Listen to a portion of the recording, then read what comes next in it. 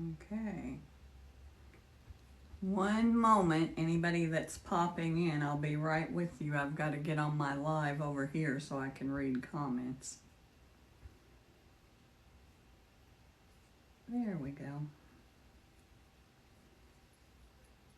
Hello, Travo Barto.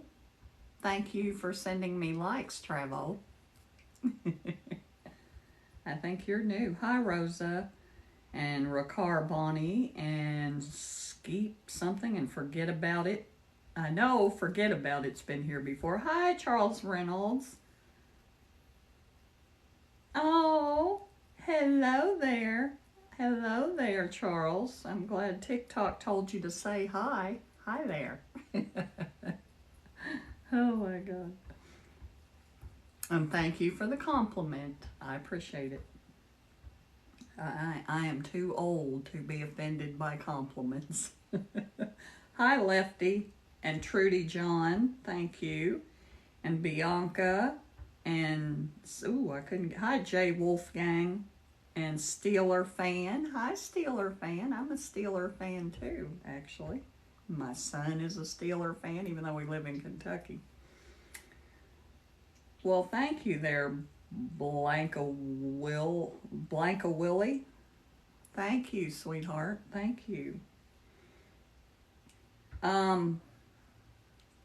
Well, if you, Nigel, I don't know how to pronounce your name. I'm going to call it Nigel. Yeah, you can see what I'm wearing. Look. I'm wearing a black top and black yoga pants.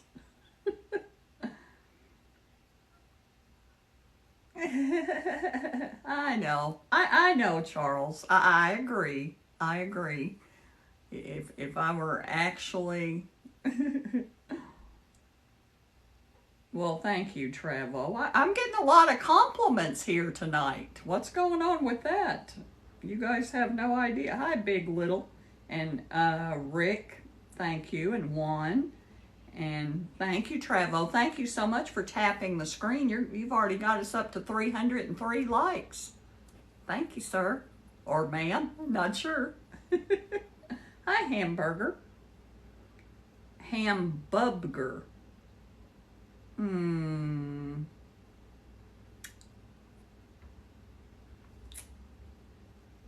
My moderators are not here yet.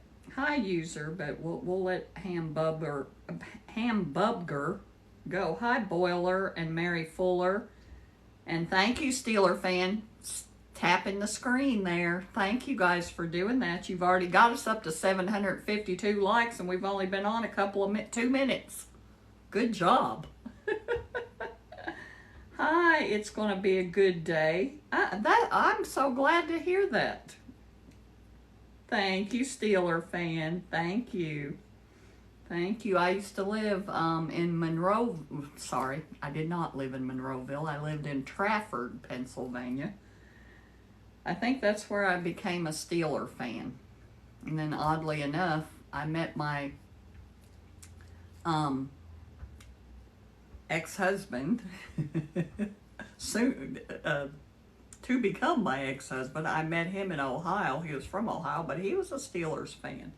And I knew a lot of Steelers fans in Ohio, as a matter of fact. Oh, you were born in Wheeling, Travo? You were born in Wheeling? Wheeling, West Virginia, I'm assuming. Hi, Stephen. Hi, Lolo. Hi, Lolo. Hi, Gerald and Johnny Ray. I like the name Johnny Ray. Hi, Teresa. And, and Dilly and Crasher and James Dennis and Trudy John. Thank you, Trudy John, for coming back. And Chelsea and Denise and Christian.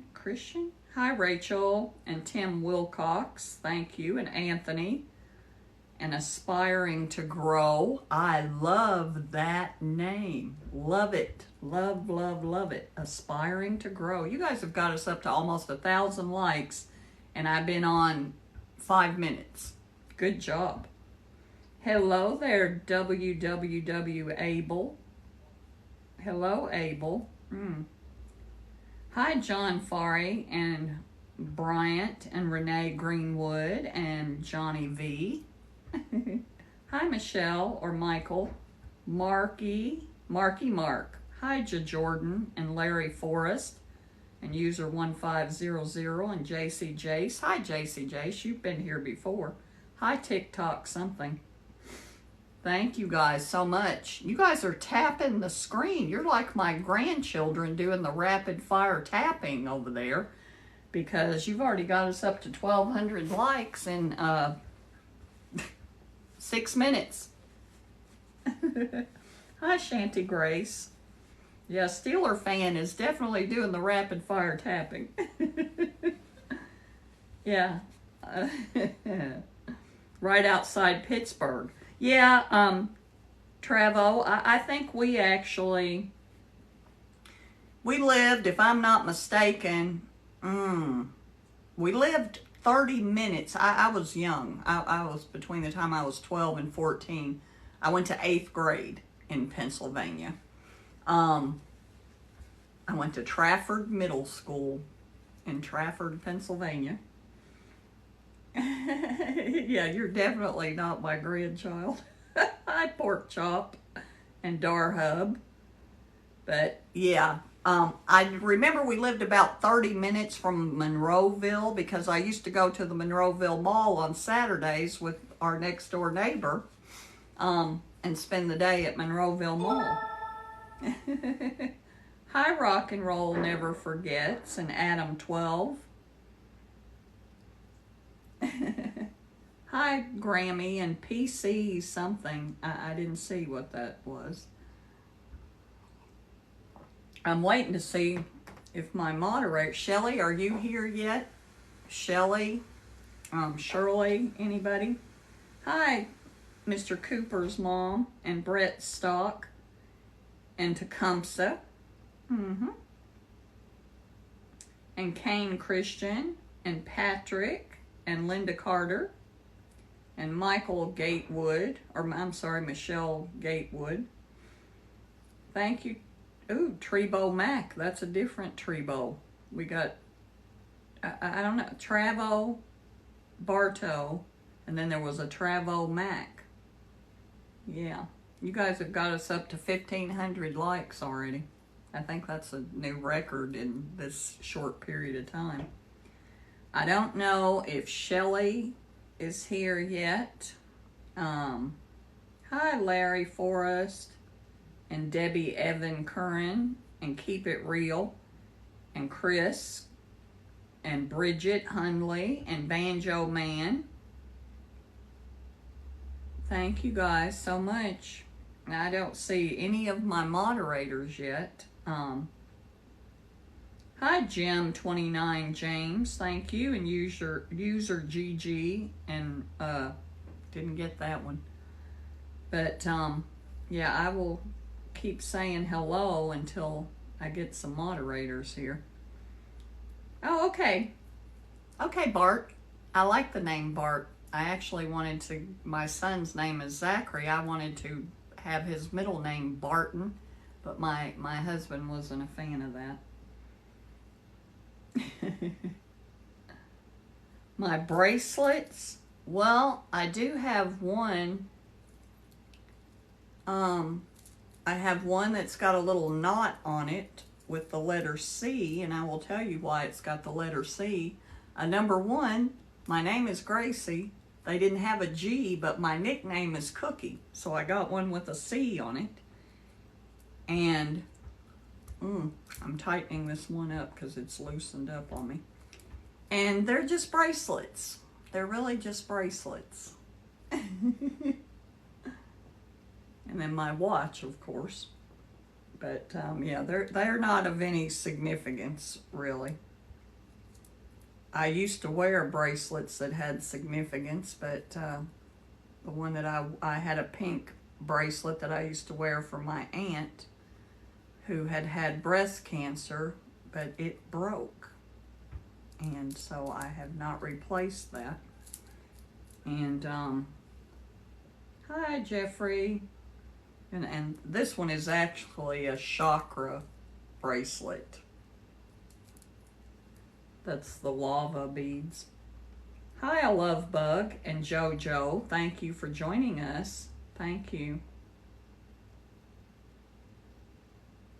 No, I don't. No, I don't have any zodiac. I'm a Taurus actually, but no, I don't have any zodiac. This one's got a little elephant hanging off of it.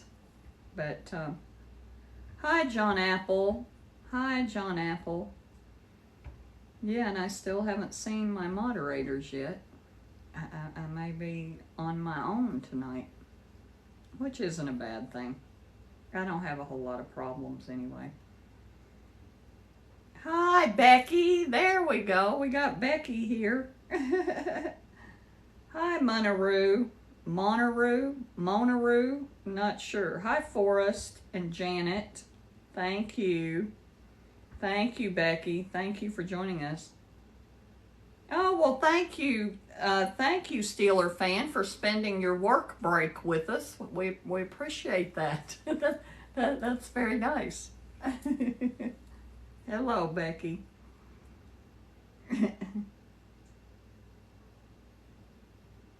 Oh, yeah, see, Bart, I don't even know about things like that. I have never worn expensive jewelry because I've always lost jewelry too easily. And I've mentioned before that I don't really have any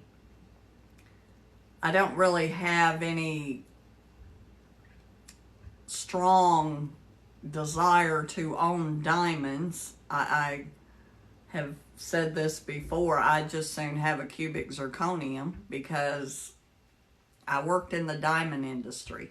Not gemstone quality diamonds, but industrial diamond that's used to make grinding tools with. And so I saw millions of carats of diamonds, and I know that diamonds are not really rare. that would be a monopoly that was created by De Beers a long time ago. So yeah, I don't have any particular desire to own diamonds. Too expensive. Yeah.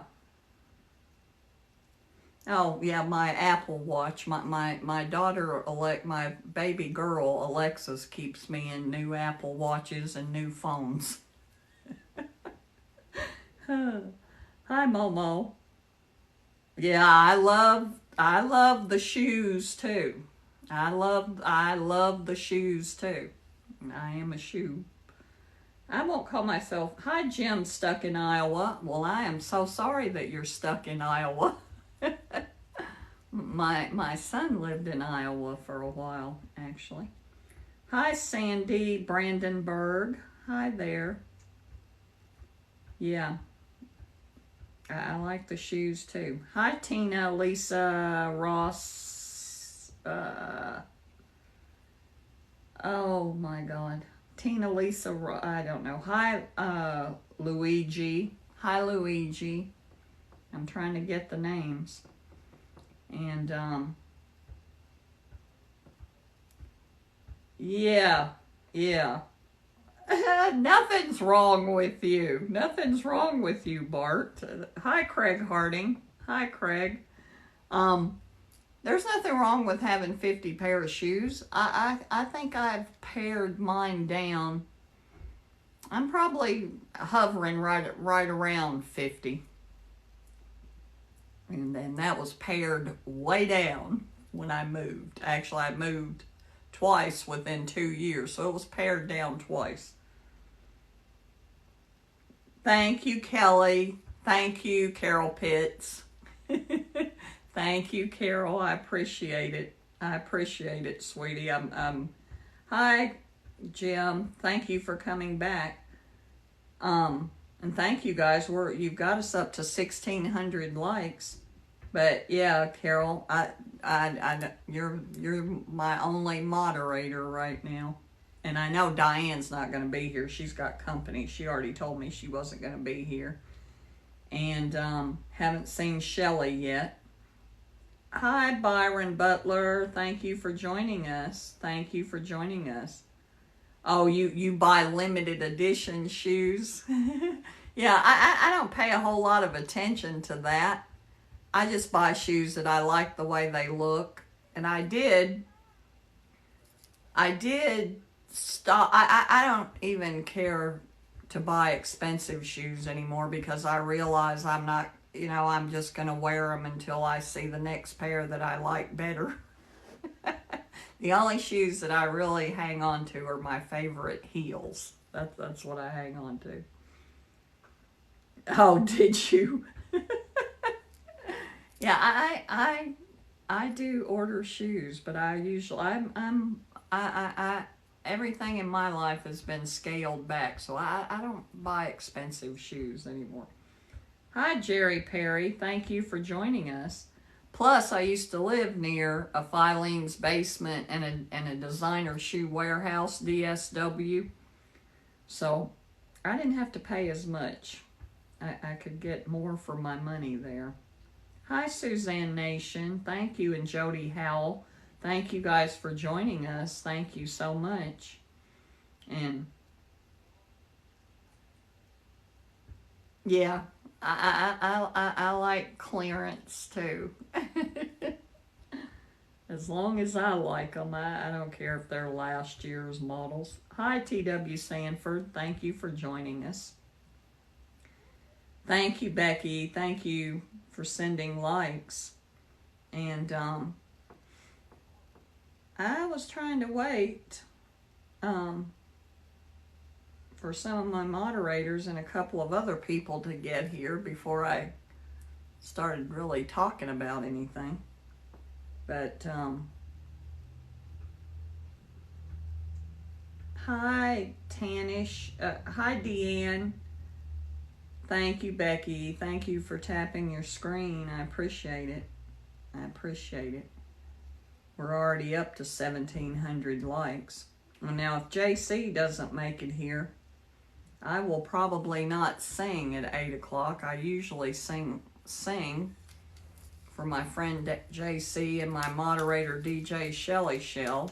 And I actually had 2 songs for tonight. But if JC and Shelly don't come, I will probably not be doing the singing. Because I think they're about the only ones that like it. Or they tell me they like it. Yeah, you know what, Bart? Yeah, I know what that's like. I was a Mercedes-Benz salesman for 8 years altogether. And that was one of my careers. And I'll tell you what, you wear out the shoes fast when you're on your feet all the time. You absolutely wear your shoes out very quickly.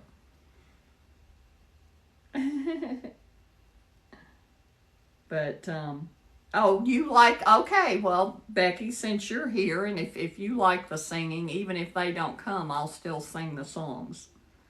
I have 2 of them, and I don't even have my Alexa queued up yet. I forgot to do that, but that's not an issue. Oh. Yeah, the one song that I'm gonna do, hi, Jim Stuck in Iowa, thank you for coming back. And Carol, thank you for hanging around. I haven't really had any issues tonight, and we don't have many problems on here. Most of the time, after about the first 10 minutes, it's just us anyway. So there's not really any major issues. But hi, Oklahoma Dave. Thank you for joining us.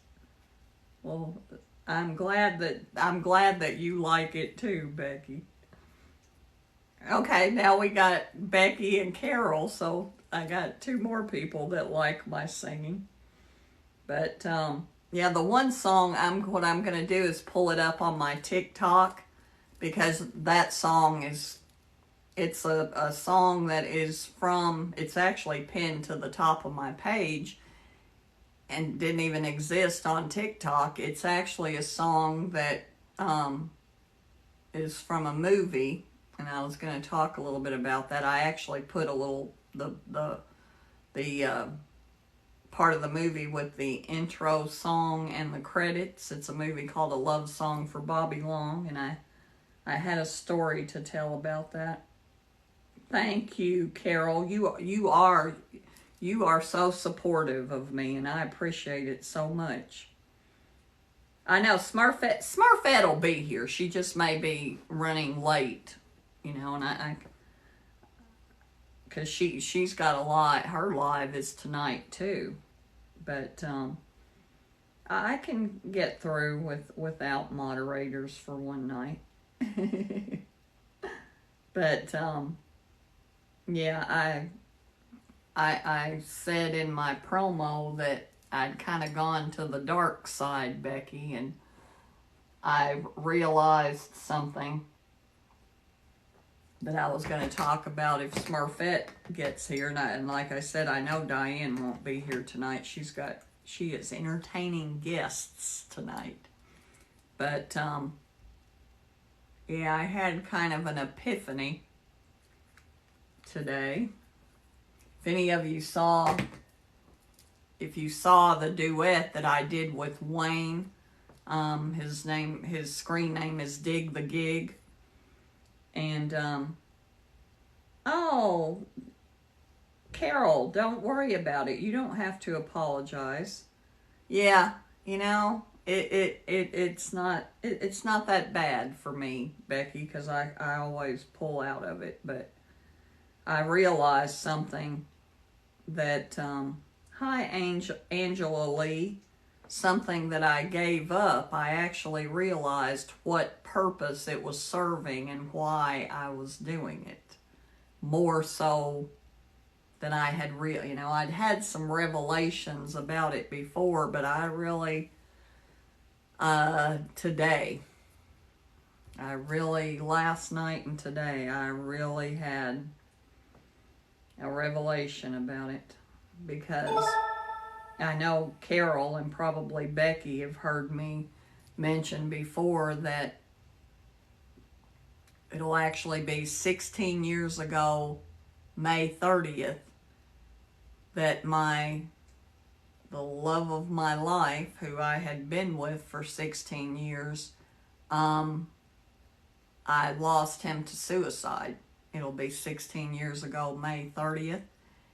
And this year, I realize, is kind of tough for me because we were together 16 years. And somebody said to me about grieving that, the longer you will, before you really, because I'm not going to say get over it, because you don't ever get over that. You find a new normal. But, I heard somebody say that if you've been with somebody for 15 or 20 years, well, then don't expect to be able to put it behind you. Don't expect, it's going to take as long as you were together. And I know now that's not the case. It will be like this for the rest of my life, and I know that. All I can do is create distractions. And yeah. Well, see, my mom passed away April 22nd in 2015. And my mom and dad's anniversary is April 30th. And so it's like now it starts in April. And it's been like that for a while. And I had the for the last 3 years, I've had that, that online relationship with the old high school boyfriend, and never could quite come to exactly why I held on to that for so long, when it became very obvious that he was never coming here. And I think that actually is probably, that probably was part of why I held on to it, because, and why it never really was that important to me what it was to him, because somewhere in me I knew what it was to me, and what it was to me was a distraction. And it was a distraction that came at a time when, and Becky and Carol have heard me talk about him. Brad, you know, he that was the love of my life. His name was Brad, and again, I lost him to suicide going on 16 years ago. Well, at 12 years, I really had no idea that I wasn't fooling everybody. You know, I thought I was fooling people, that, you know, everything I was doing just fine. And my daughter, Jessica, was here, and I always used to make videos, like on his birthday, like the week of his birthday, the week of the anniversary date that he died. I would always put our picture on my Facebook profile picture and everything, and I would always create a YouTube video, and, you know, with old picture, the same old pictures over and over. And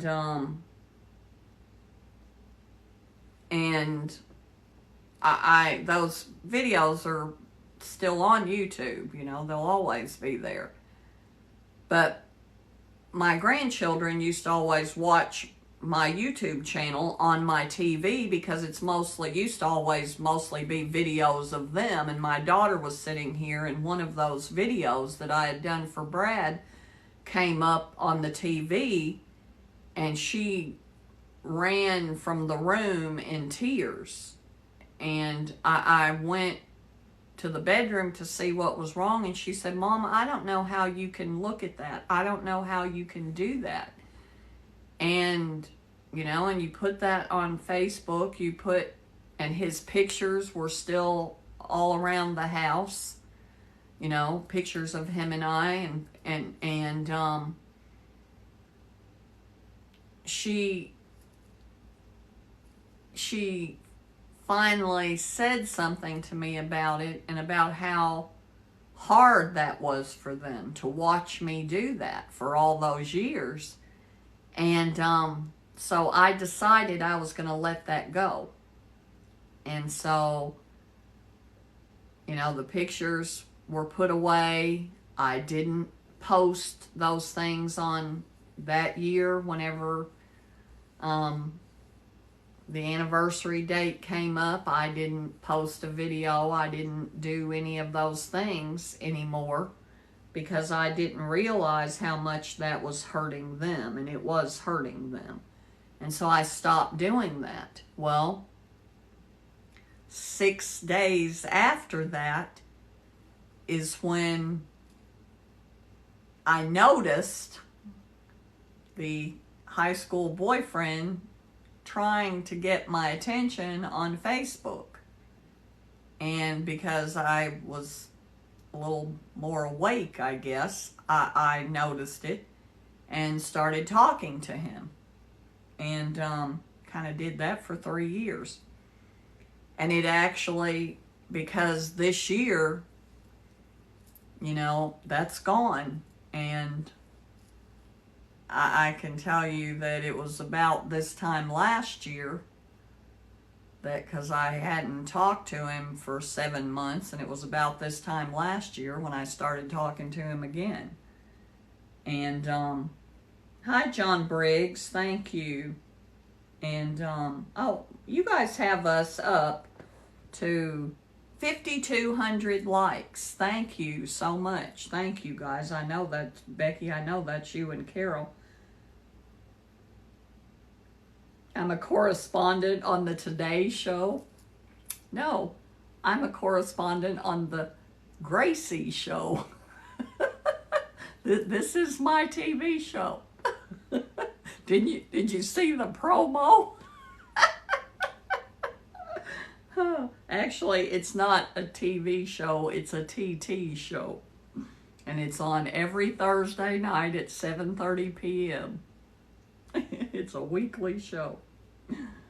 Hi, Bling Queen 62. I like that name. But I kind of wish I'd have turned that fan on. I'm feeling a little warm. Hi, Sherry Perkins. Thank you for joining us. But I'm gonna just keep talking, and because you know, Smurfette would get this, and I know, Becky, that you understand. Hi, Roy Titus. You understand what I'm talking about, but that was when I realized, because I've been doing things that I hadn't done for a while, you know, and kind of pulling, kind of going back and kind of, I don't want to call it wallowing in the grief, but spending a great deal of my time thinking about Brad, and everything reminds me of him. And see, that is the purpose that relationship as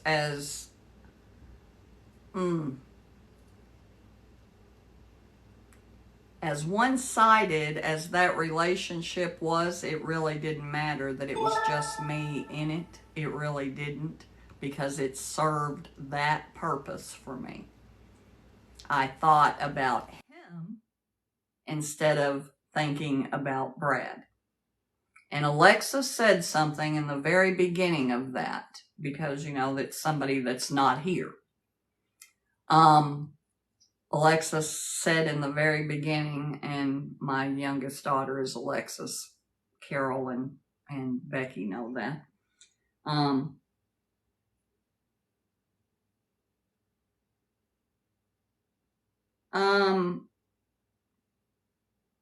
The sanitation engineer, yeah, I'm not going to block you right now, because I'm not going to. I'll tell you what, Carol, are you still here? What, you know what? As the moderator, I can block you right now. So you will not have to worry about that. There you go. You are now blocked. And I will go ahead and mute you as well, so that I don't have to see the comment. There we go. Gone.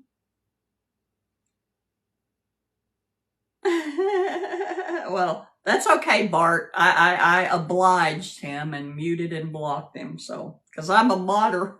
This is my backup account. For those of you who don't know, I watch my live from my backup account so that I can read comments, because I don't like my setup doesn't have the phone right in my face, so I can't read the comments up there. So hello there, Blake. Happy birthday. Happy birthday, Blake. I know I missed your birthday.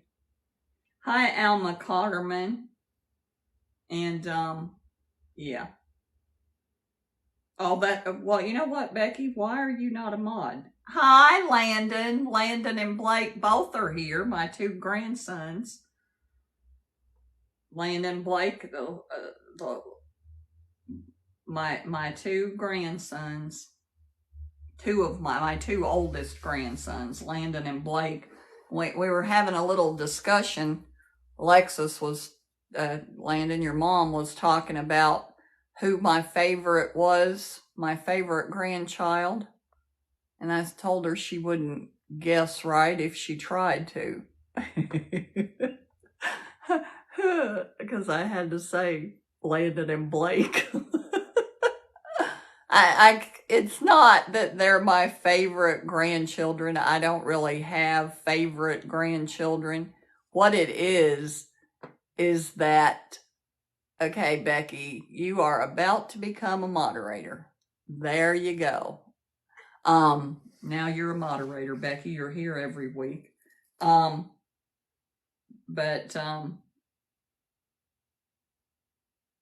Okay, Becky, do you want to handle this? We have somebody else that thinks that they're, hi Johnny, there's somebody else here. You know what, I'll just block them myself, because, and that's a child anyway. Block them and then mute them. I'm doing my own moderating here tonight, Johnny. No, I don't want to do that. No, get out of here. Okay, is he blocked and muted? Block. There we go. Alrighty. Hello there, sweetie pie. What video of yours did I see this week? I have not. Well, what it is, I'm talking to my two oldest grandsons on here, Johnny, and I'm accused of having favorites. And it's not that they're my favorites or that I love them more than I do my other grandchildren. It's just the two of them. We have this connection that I don't have with the same with my other grandchildren. Now, and you know, I can't help that. No, it was not. That's why they're gone now, Becky. Yeah. But yeah, Johnny, I need to find a duet that I can do of yours. That always lifts my spirits. I was saying that I've kind of gone to the dark side, and I kind of understand why. But, you know, because I gave up my pretend boyfriend. I'm laughing about it, and but what that did, yes, you are my favorite. We all know that you are absolutely my favorite TikToker, bar none. Absolutely. Yeah, Blake, Grandma's been a little on the dark side. I've just been going to a dark place. You know, it's going to a dark place. And I usually do that in May because, you know, it's coming up on the 16th anniversary that Brad died. And that's what has figured out, that the kind of the virtual boyfriend that that's what that was doing. That was kind of keeping me, it was distracting me so that I didn't, you know, kind of, yeah, yeah. And you know, I let that go. I let it go and, you know, blocked that person and did that because I don't know why I did that, actually, because I realize now why I was doing it. I was doing it because then it kept me from there is, if you guys look on my TikTok, there is the intro with a song to the movie A Love Song for Bobby Long. And and we're 10 minutes late with the song, by the way. I actually did a song.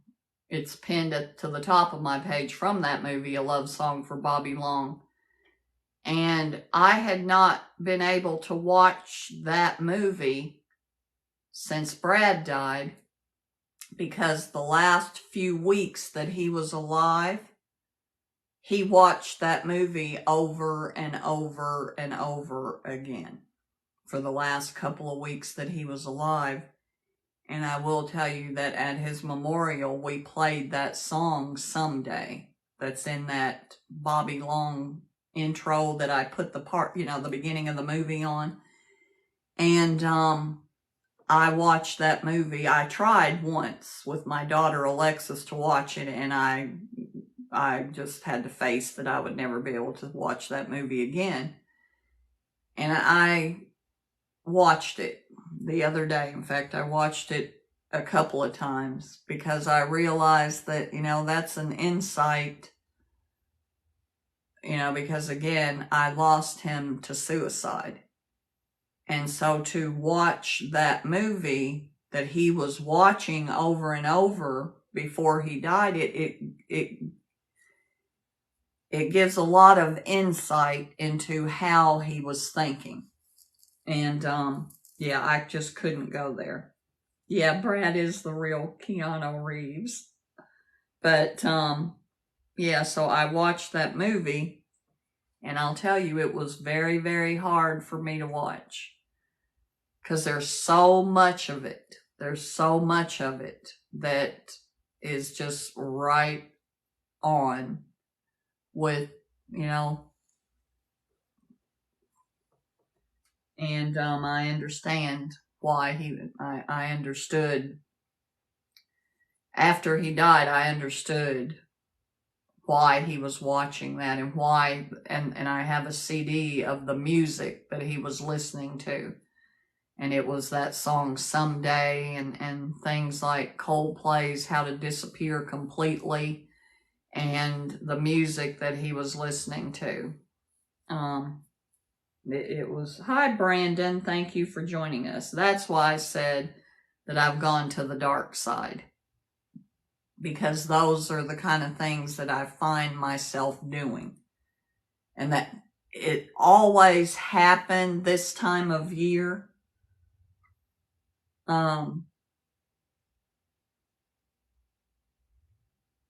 Yeah, Bart, yeah. Hello, Smurfette. Hello, sweetheart. I was just talking about, and my two grandsons, Blake and Landon, are here, and they are, I think Blake and Landon are kind of my soulmates, because we are kindred spirits. That's what it is about those two. Smurfette I was talking about because Alexis accused me of having favorites in my grandchildren, and it's not that they're my favorites. I just have we just have a different connection. And we are kindred spirits. And just because you're children, you're not always kindred spirits with your children.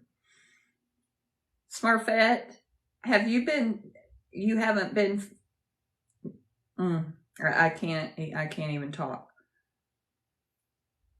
Smurfette, I'm sorry that you haven't been feeling well, and I do hope you're feeling better. I hope you're feeling better.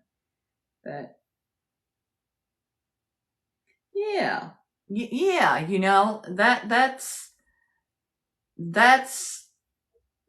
that's what I kind of have to do. Good, Smurfette, good. But hi, Joe, and that. I have no idea what that means. Twins. I got a lazy eye, too. I don't know. Do I have a lazy eye? I will tell you, something in one of my videos.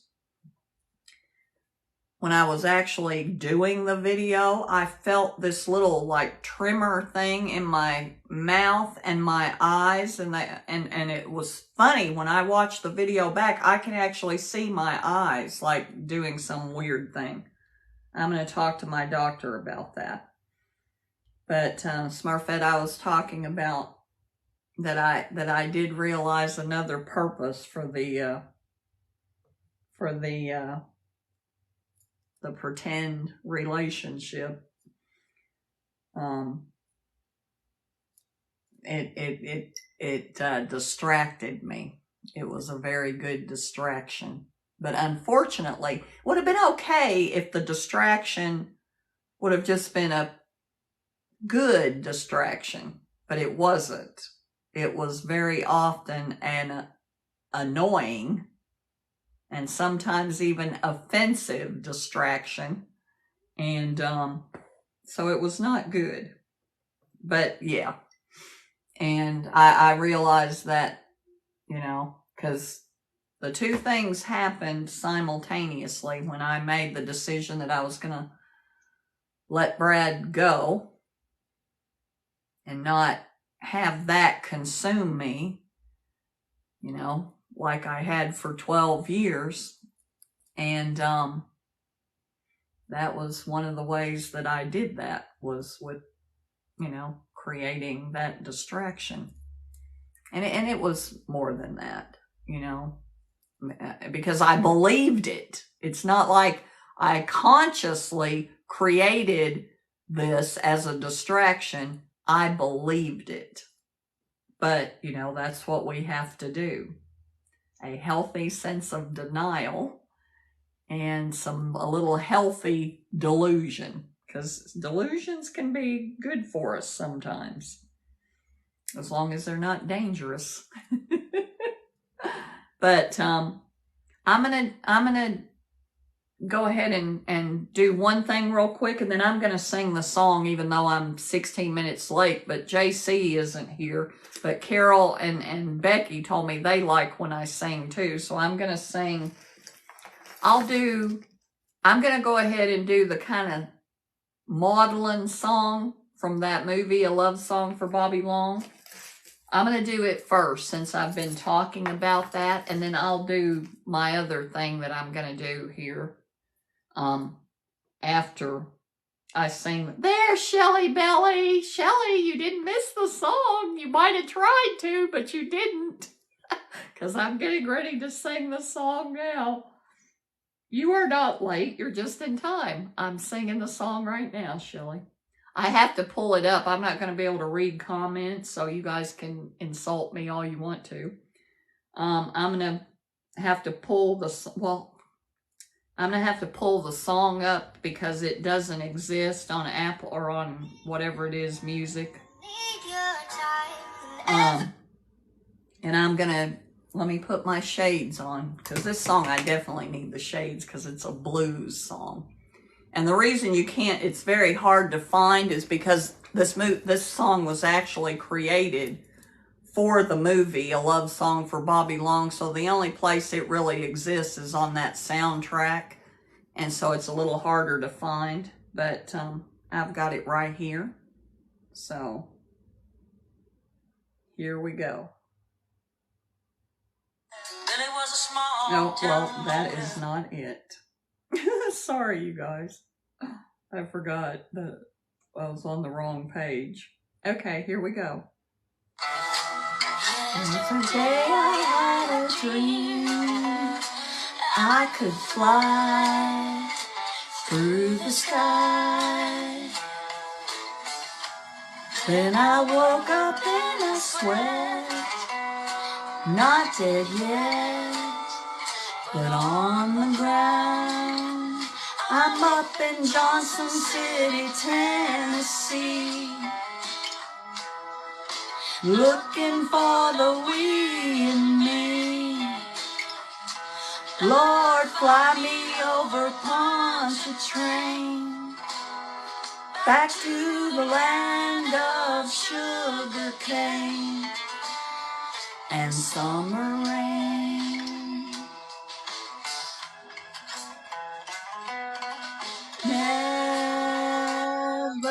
Nevermore shall we part.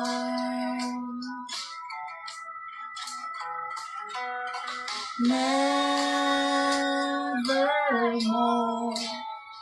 shall we part.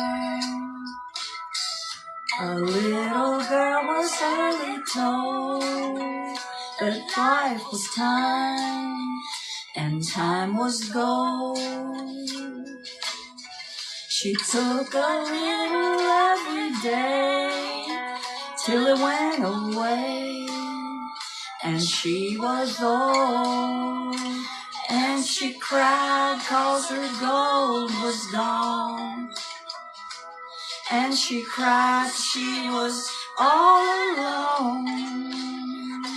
And I'm hunting with a lonely heart, crying and nevermore shall we part, shall we part.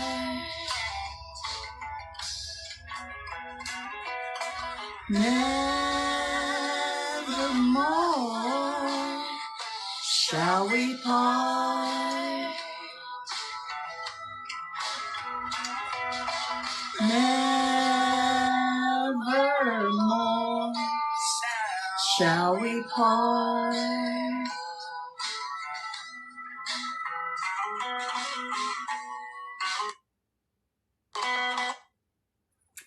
So that is that song, and I will do the other one in just a few minutes. But I wanted to. Oh, what happened?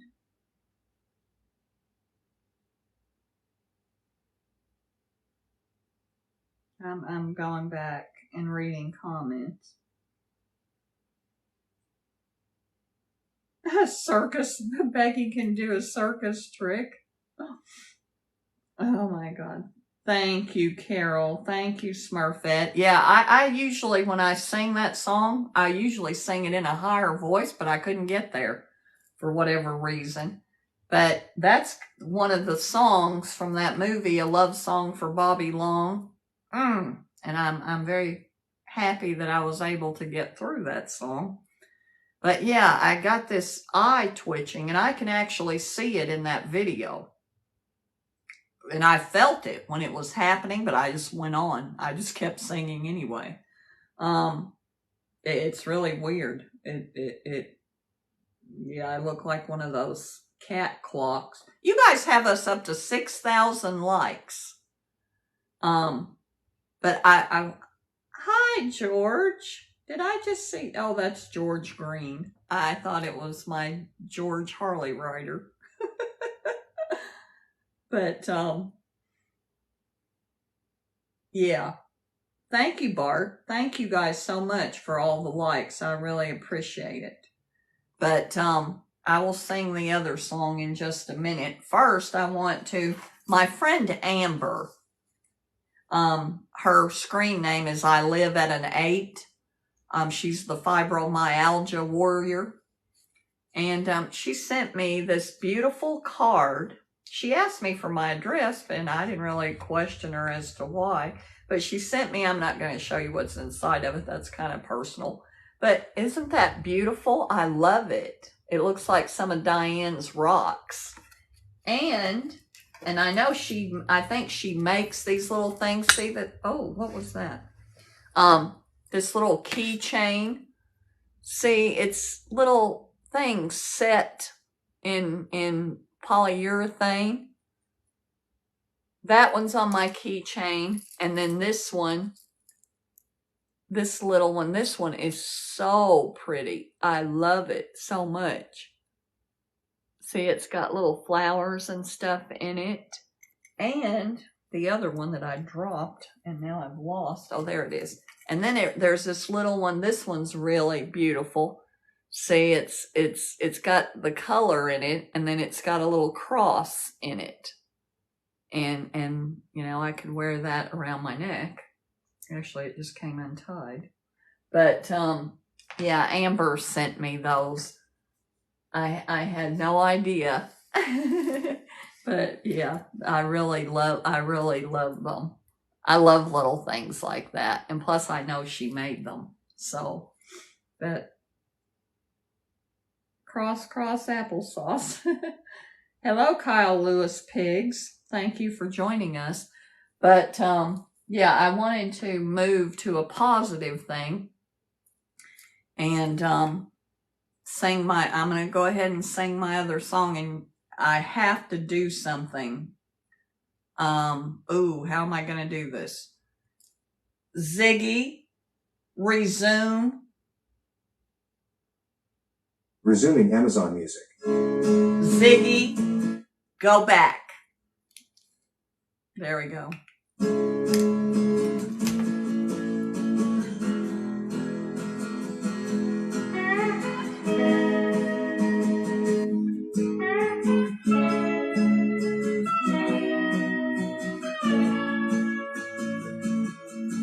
Well, I tried to make it Sunday, but I got so damn depressed that I set my sights on Monday, and I got myself undressed. Well, I ain't ready for the altar, but I do agree there's times when a woman sure can be a friend of mine. Well, I keep on thinking about you, Sister Golden Hair Surprise, and I just can't live without you. Can't you see it in my eyes? Well, I've been one poor correspondent, and I've been too hard to find, but it doesn't mean you ain't been on my mind. Will you meet me? Will you meet me in the air? Will you love me just a little, just enough to show you care? Well, I tried to fake it, I don't mind saying, I just can't make it.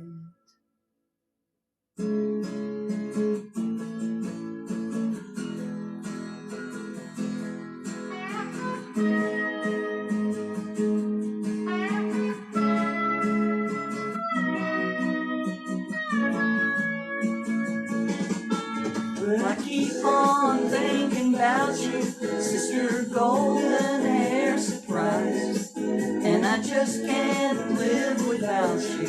Can't you see it in my eyes? Well, I've been one poor correspondent, and I've been too hard to find, but it doesn't mean you ain't been on my mind. Will you meet me in the middle? Will you meet me in the air? Will you love me just a little, just enough to show you care? Will I try to fake it? I don't mind saying, I just can't make it.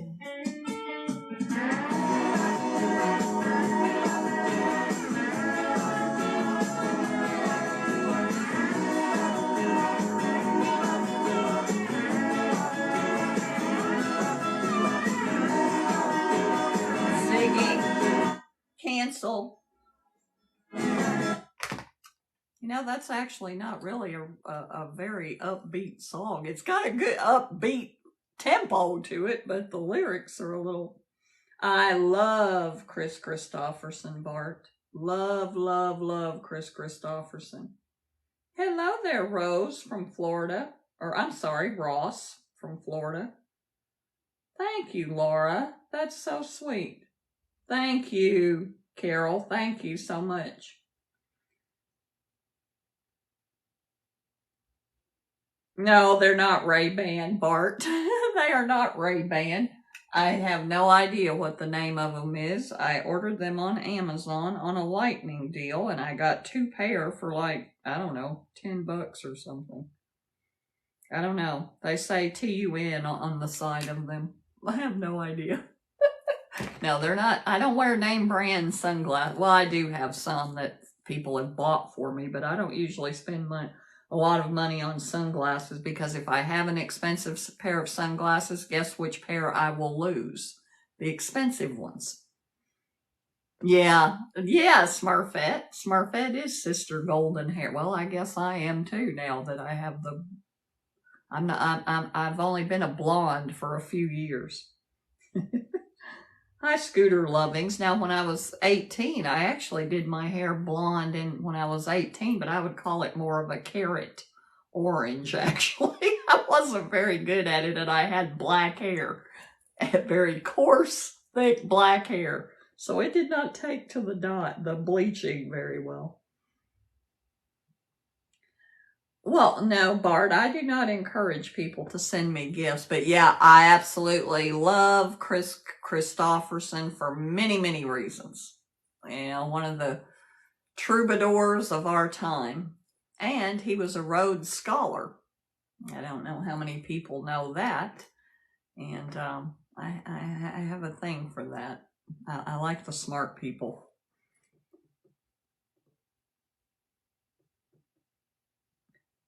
Yeah, I remember the last pair of Ray-Ban glasses that I had. They got smashed when we were riding go-karts at the go-kart track. They flew off my face. Yes, I do. In fact, one of my very best friends, even though him and I don't see each other and we don't talk very often, we worked together for 8 years. And yeah, I get cheap sunglasses. I'll keep them for years. Give me an expensive pair, something's going to happen to them. But my friend Stephen, who I talk about frequently because I like to brag, that my friend Stephen, his dad, Carter, his name is Carter Rivard, and we told Stephen's dad actually passed away a year ago in February. His name was Carter Rivard, and he was a poet, and he was actually the poet laureate of Oklahoma, because he grew up on an Osage Indian reservation in Oklahoma, and all his poetry is about Aboriginal people. And I have all of his books that are signed, and even the big anthology of poetry. He has 2 poems in there, and Stephen lugged that book to Missouri for me because his dad lived in St. Louis in his later days, and Stephen even lugged that big heavy book to him so he could sign the 2 poems for me in that book. And his dad was a Rhodes Scholar. He went to school with Thomas Pullman, who wrote his Dark Materials. I think it's Thomas Pullman. Last name is Pullman. Wrote his Dark Materials. He went to school with C.S. Lewis. Also went to school with Richard Clark. No, I'm sorry. What am I talking about? Oh my God. Richard Dawkins. Richard Dawkins, he's a professor of, what is it? I can't even think. He's an evolutionary biologist. He teaches evolutionary biology at Oxford. And is one of my favorite writers, Richard Dawkins. He wrote The Selfish Gene. He wrote The Blind Watchmaker.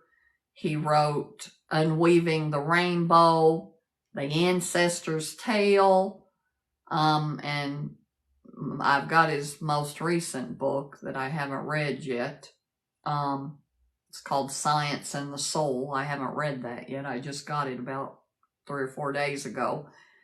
And he wrote The Blind Watchmaker. I said that. I can't think. I have all of his books, and I've read them, and I love them. I love the way he writes. But So anybody that hasn't read Richard Dawkins, especially like The Selfish Gene and Unweaving the Rainbow, very, very love it. Love it, love it, love it. And I'm sure I'm going to love his new book. I just haven't started it. And Smurfette.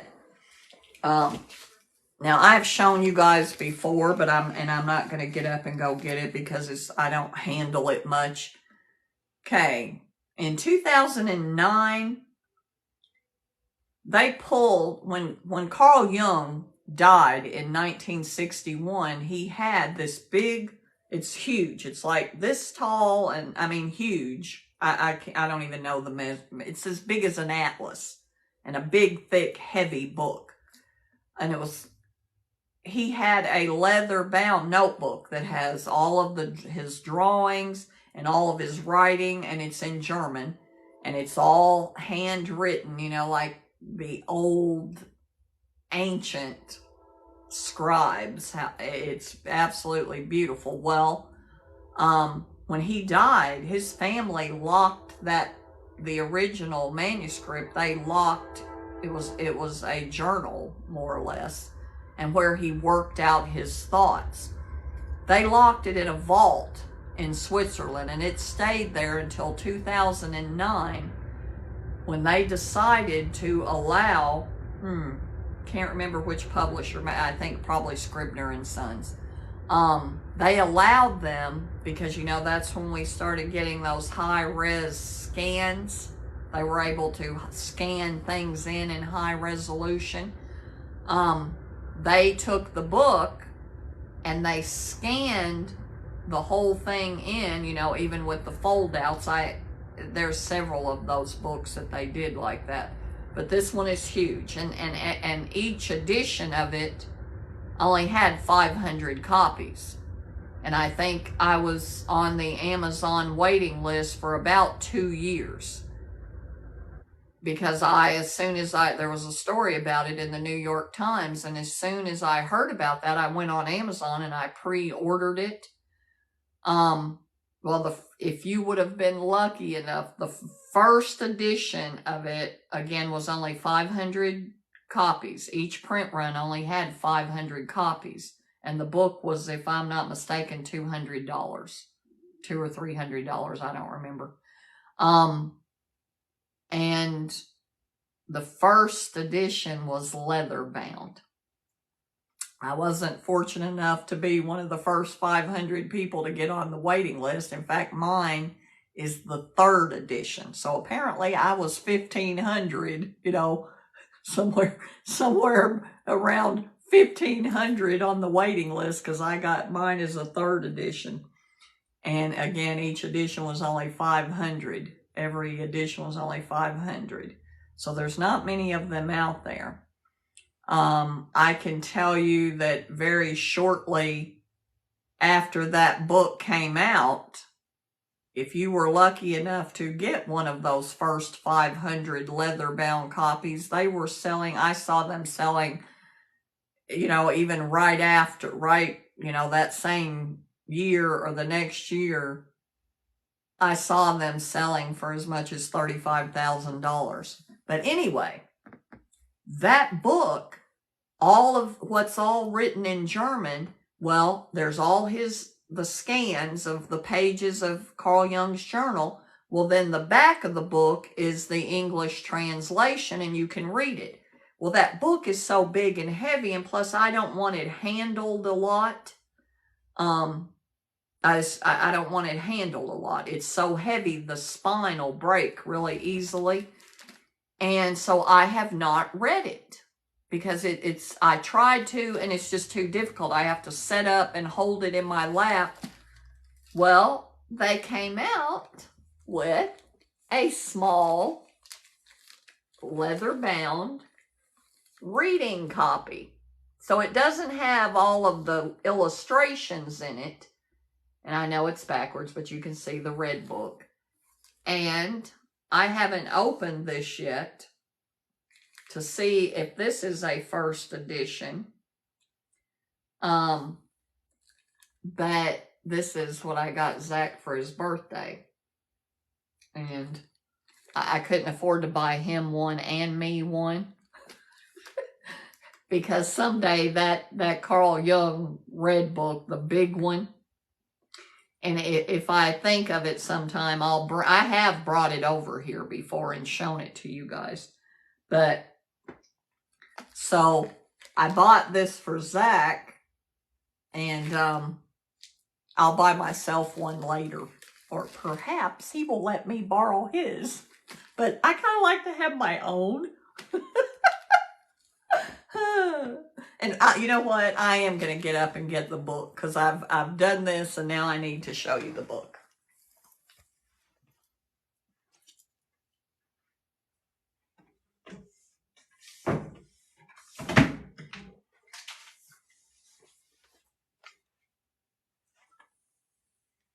And it weighs a ton.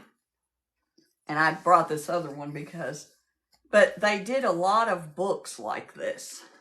And see, and I mean, it is so heavy because they're, and I've even got the New York Times, and oh my God, Smurfette, look. One of Zach's pictures that I keep in this book when he was 4 years old. He hates that picture. That's why it's not in a frame. But I have the New York Times story. It was called The Holy Grail of the Unconscious. But I want to find one of the, but see how it's very difficult for me to hold it up because it's very, very heavy. But see, it's like that. And then there are these, you can see, there's his drawings. And see how it's written. And these are all scans from the actual book I'm trying to find. And then see the back of it is the translation. I'm trying to find one of the really, really cool, they're all really cool, but one of the really cool, these are all his hand drawings. Let's see. And anyway, so they finally, and I knew they would eventually do that. I don't even know what I did with that. They finally made a reading copy. And it is leather bound, so Zach will like that. And I got this one too because this is another book that they did that with, where they scanned, they call it the Voynich manuscript. Some people call it the Codex. But see, they scanned this. They scanned this book, which actually belongs to the Yale Library. But yeah, that's another one of them. There's another one that I have that I'm not, it's actually right here. I can grab it. I like these books that they do this with. This is scans. These are scans like that. See how they've scanned a spiral notebook? They scanned in, these are Kurt Cobain's journals. They did that. You can still get this book, as a matter of fact, 'cause I just bought Zach one. I thought I'd already bought him one, and we were looking at it, and I asked him if I thought I had bought him that book, and apparently I hadn't. And so I got him that not too long ago.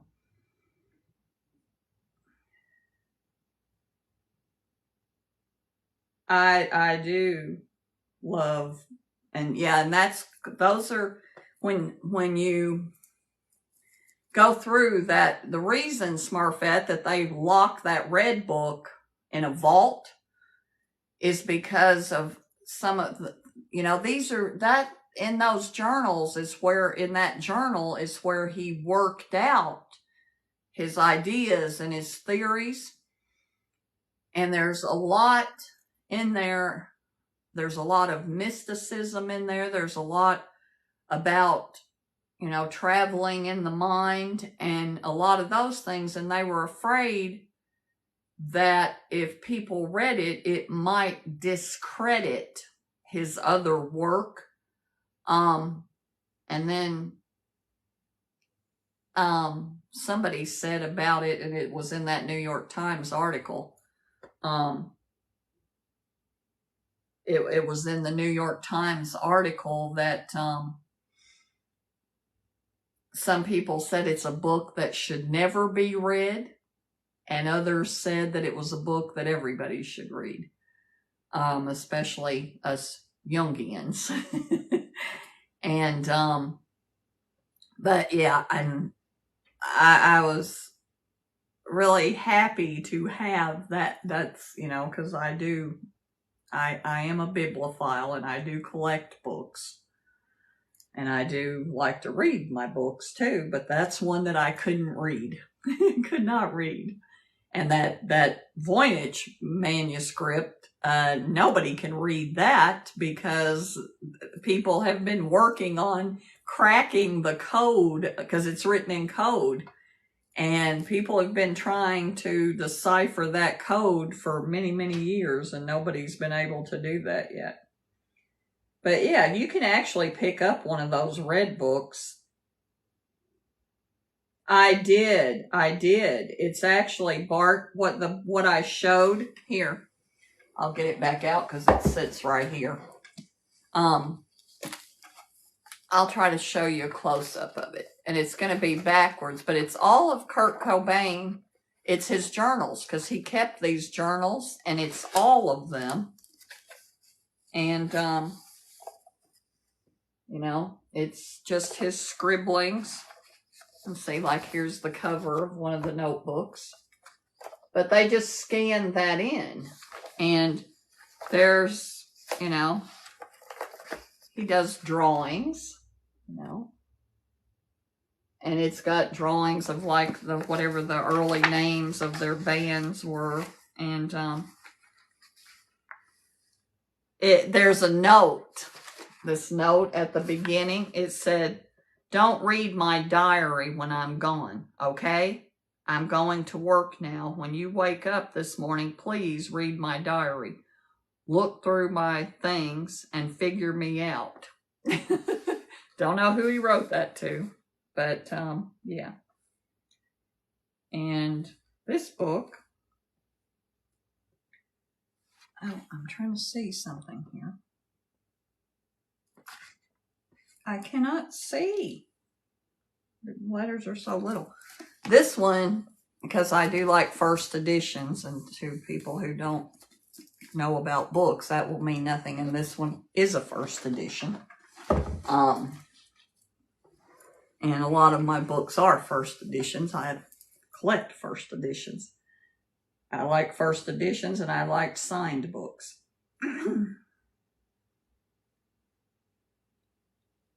From a Steelers fan into someone that is on the same page.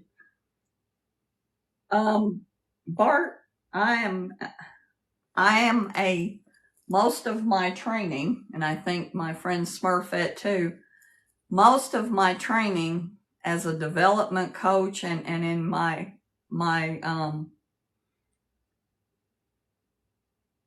a lot of my training has come from the Center for Creative Leadership, and they are very much Jungians.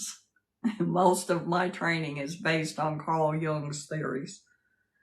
I'm very big into Myers-Briggs, which is based on Carl Jung's theories. Yeah, I don't care for... I don't care for soft cover books. Oh, you know what I got? Hang on. I'm going to get up again, actually, because I meant to have this over here, because I talked about it last week. You know, last week I talked about the Carlos Castaneda teachings of Don Juan, and I remembered that was a trilogy, and I thought, you know what? I wanted, because I never had this set. These are the teachings of Don Juan, A Separate Reality, and Journey into Ixalan.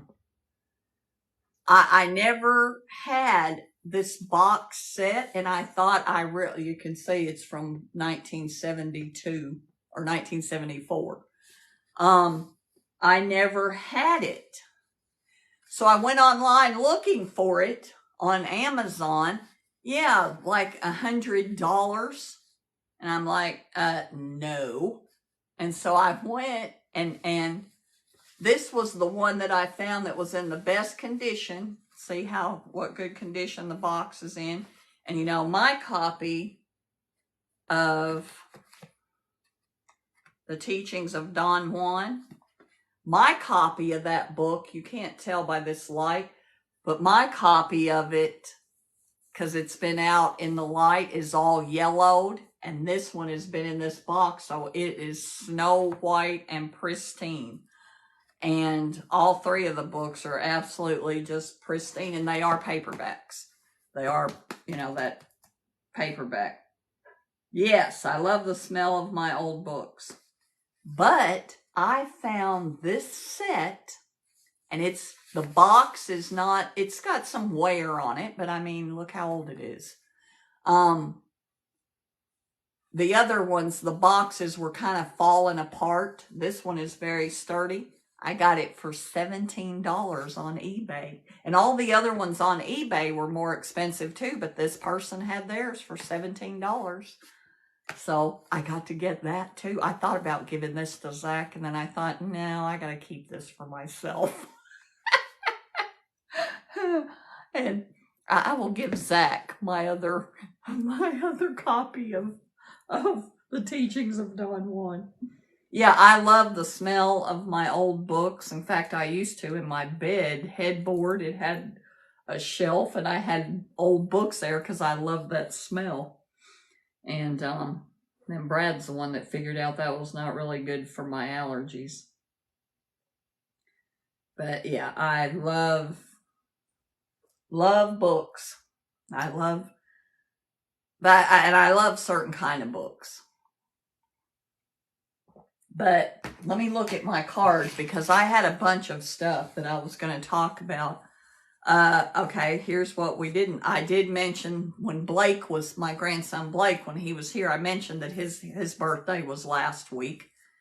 He is now, wait a minute, he is now 19 years old. Zach, on April Fool's Day, which is Saturday, Smurfette, Zach is going to be 37 years old. And his request for his birthday dinner, which I am taking to their house, is Whitney told me he wanted meatloaf. So I'm making meatloaf, and I'm going to make his chocolate cake with chocolate frosting. And talked about Amber's gifts. The I Walk Alone video, it's actually Boulevard of Broken Dreams by Green Day, but it's just a video of me walking down this dirt country road. Well, that's actually the road that is my aunt, runs past my Aunt Iva and Uncle Walter's house. It's really more like a driveway. I actually did that video when I was doing another video and was going to use that, and I never used it, and I didn't have anything else to do last night, and I was playing with that. So that's where that came from. And my friend Trudy, today was a big day for her, but I haven't heard from her. She's probably not back home yet. I won't talk about that until she's here, because missing videos. Missing videos. I have no idea what that means. Oh, I've been missing people's videos because TikTok has shuffled things on me again.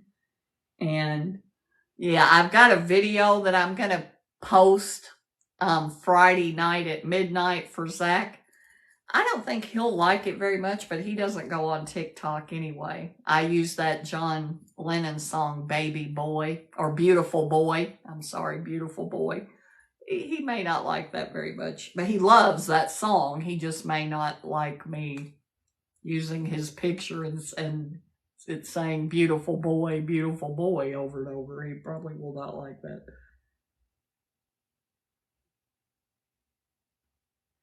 I don't know if I've ever heard of Russell Banks. Does he write fiction or nonfiction, Bart? Because I primarily read nonfiction. I don't read a whole lot of fiction. Trudy.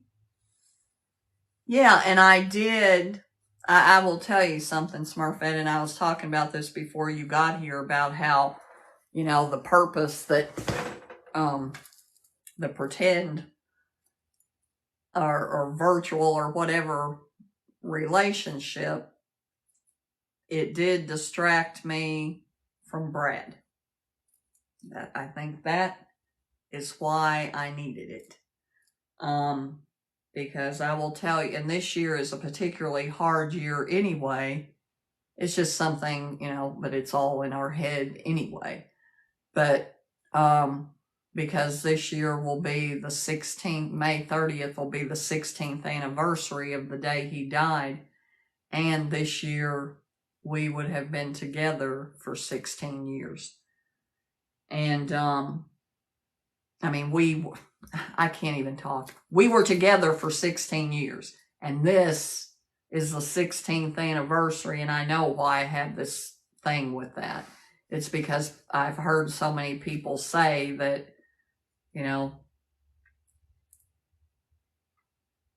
you will grieve for that person as long as you were with that person. And anyway, I do realize that that's another, and I always knew that. Alexis said in the very beginning that I had just traded one ghost for another. And I realized that because I'm getting close to May, and it's very dark. It is very dark this year, and I know that's why. Because I completely cut myself off from that virtual relationship for 7 months, and I can tell you that it was about this time last year that I got back into it. And so that was the purpose that it served, and it was the last 2 years have been, I will tell you, the first year on May 30th, the first year that my dad was gone, that was the worst. Because my dad is the one that would he could always get me through that and talk me through that. And, he would always remind me, of how much trouble he went to try to protect me as much as he could and how much he loved me. And my dad would always mention how grateful he was, that Brad didn't do that in our home where I would be the one to find him. He went to a lot of extra trouble to protect me as much as he could. And, so my dad was always the one that could, get me through that. And, and what made me think of that for whatever reason is that video that I did with Wayne. His screen name is Dig the Gig, and it's something about, I'm planning to leave you or something, and it's about how we don't talk anymore. And it made me think, because now everything makes me think about Brad, and I'm back in that zone again. And when I did that video, and I'd never heard that song before, and I thought, my God, Brad used to say this all the time, because we had been together for 16 years, and there was never a time where we didn't have anything to say to each other. We never stopped talking right up until the day before he died. That's all we did was sit and talk and watch movies and listen to music. For hours on end. And I would read to him. I would read books, and then we would discuss it. But here was something funny that he did. He started doing. I would be telling him a big story, for an hour and a half. And he would be just sitting there listening. And he would stop me and he would say, "Wait a minute, what was that you just said?" And I said, "What?" And he would repeat it. And he's like, "Tell me more about that." And I said, "What are you talking about? I just spent an hour and a half telling you all about that." And he said, "Oh, I was scanning." This is what he would do. He would let me talk, because we know how I am with that. He would let me talk. Oh, I love Nick Nolte and I love Sissy Spacek, and I've probably seen the movies. Are you talking about Prince of Tides? I don't know what movie you're talking about. Or Affliction. That's probably a good book. I like that movie. But that's what he would do. He would just let me talk until a word caught his attention, and then he would stop me. And so I used to test him with that. I'd be talking and I'd see that he looked like he might not be, he's probably scanning. And I'd try to catch him scanning, and I would be talking about something and I would just say sex in what I was saying. And he would be like, what? I want to hear more about that. What are you talking about? I was like, "You were scanning again." Oh, Lord. But, yeah.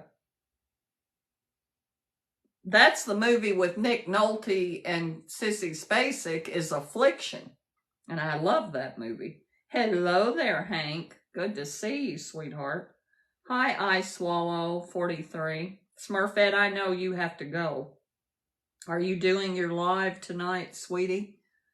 Or are you not feeling up to it? No, I Swallow. Okay, you know what? Smurfette, I'm going to take care of this one myself. I took care of a couple of them. Smurfette, I actually had somebody request that I block them. That's the first time I've ever had that. He wanted me to block him because he didn't want to see my live promo come up on his FYP anymore. Bye, Becky. Bye, Becky. Love you. And tell Smurfette I hope she has a good live tonight. And I'm probably going to stay on here. Probably going to stay on here for a little while. Just because I feel kind of good today. And Diane's not here to make me get off at 9 o'clock. See, I need constant supervision. If they're not here to make me get off at 9 o'clock, then I'm not going to get off at 9 o'clock. I'm just going to sit here and drink my tea and spend the time with my other friends.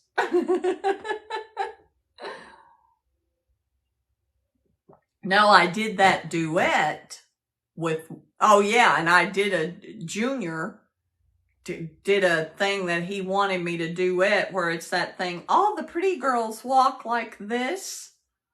And at the beginning, he's opening a door and said, it's the beginning of "Pour Some Sugar on Me," where they've merged those two songs. And Junior is standing there opening the door to this dark shed or something saying, "Walk this way."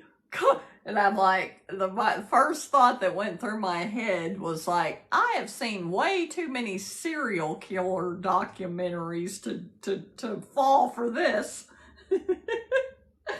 But yeah, you're supposed to do some dance.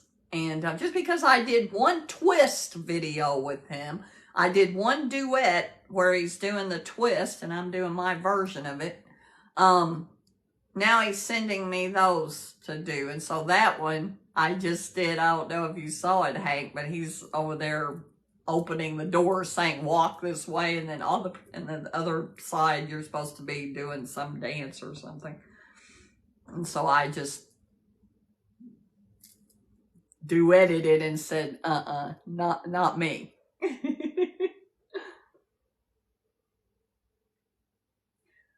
Well, you know what, Bart? I actually didn't go to college until I was in my mid-30s. I was about 33, 34 when I went to college. Oh, yeah, that would be cool. That would be cool. One of my cousins actually went to Cornell while Carl Sagan was teaching there. Hi, K-Tree. I don't know what that name is. Bart is still here. Forrest. Thank you, Forrest. You've been with us the whole time. And Bonnie. And Shelly is still here. Shelly, are you incognito tonight? And how are you, Shelly? How are you feeling? Are you feeling pretty good? Oh.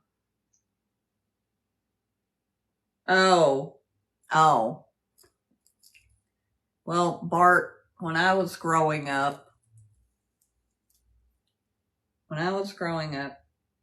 you had softball. You feel good? Well, you felt good enough to play softball. Shelly. Oh, what was I going to send you? I may have sent it to you. I might have sent you somebody else's video that I thought you would like, Shelly. Hi, Tim Bradley. Thank you for joining us. But, Bart, when I was growing up, I was never praised for being, oh, she's so pretty. First of all, I wasn't. I was kind of a drab little child because I was next to I looked like a drab little child because I was next to my cousin Rhonda. We were very close in age, and we were like sisters. And she looked like a little baby doll. So she made me look bad. But anyway, and with her, she was the pretty one. I never wanted to be the pretty one. I was praised for being and rewarded for being smart. I remember Alexis and Jessica when they were growing up. Because Jessica, was the cheerleader, pretty, and the homecoming queen. And Alexis was the smart one, which Alexis was pretty as a doll, too. But Jessica just had this grace and poise about her. Alexis wasn't like that. Lex was a wildcat. But Jessica would always say, I want to be the smart one. And Alexis was always saying, I don't want to be the smart one. I want to be the pretty one. It's like, shut up. They would, and I didn't grow up with a sister. It was like, I didn't understand these sister rules and spats and stuff because I was 12 years old before I had a sister. So I didn't really grow up with a sister. And I remember one time Jessica came to me and said, Mom, Alexis is dating my ex-boyfriend. This is when they were in high school. Alexis is dating my ex-boyfriend. And I'm like, well, he's not your boyfriend anymore. Why does it matter? She's like, Mom, that is a rule. You can't date your sister's exes. And I'm like, really? I had no idea that there was a rule that said that. I never heard that before. I didn't have a sister my age or even close to my age. And so I told Alexa, I said, Alexa, you can't do that. apparently there's a rule. You're not allowed to do that. You need to knock it off. Don't be doing that. Don't be dating your sister's ex. There's a rule. Oh my God. So I had to learn the rules for them. Oh, you're coaching now. What team are you coaching, Shelley? And we'll give them a shout out. Did you win? Did you win? Thank you for whoever is sending me the little snappy finger heart. Thank you. I can't even see who sent that, but thank you. Oh, wow. Yeah. Oh, Ohio Wesleyan. Yes. I thought that was, so we're giving a shout out to Ohio Wesleyan. You won one and lost one. Oh, Shelley. I don't think this had happened yet. Carter won the Triple Crown. He won all 3 state tournaments. But we're talking about wrestling, Bart. My grandsons are wrestlers. All 3 of them. And actually, then I found out from Alexis, Triple Crown isn't a thing. It's not a thing. It's something I apparently created in my head. Or I think Michael said it. And so I thought it was an actual thing. But he won all 3. I know one of them is called Ohio Way. Well, you can see, I posted it on Facebook. There was actually an article that said that he won, that Carter won, because it's just grade school. Because Carter was really upset because Peyton was one of only 2 sophomore wrestlers to make it to state. And he was the only one that made it through to the second day in the tournament. And he finished, I think, 9th in the state. They show all places to 8th. And that's placing. So Peyton was 9th. He missed placing by 1 match. If he'd have won one more match, if he'd have won his last match, he would have been 8th. But anyway, he's a sophomore. He's got 2 more years. But they were interviewing him, like the Circleville Pumpkin newspaper. It's called the Pumpkin, I think. And those newspapers were interviewing Peyton, and so there were newspaper stories and stuff, and Carter was not happy. And, but yeah, all 3 state tournaments. And Alexa said, Mom, and I said, Triple Crown winner. And Alexa said, Mom, that's not a thing. That's not a thing. And I said, well, we're going to make it a thing. It's a thing now. He won all 3 state tournaments. He is a Triple Crown winner. And so I'm making it a thing. I mean, it is a big deal and not very, I can't seem to find how many Triple Crown winners there are because I don't know how to look that up because it's not called a Triple Crown winner.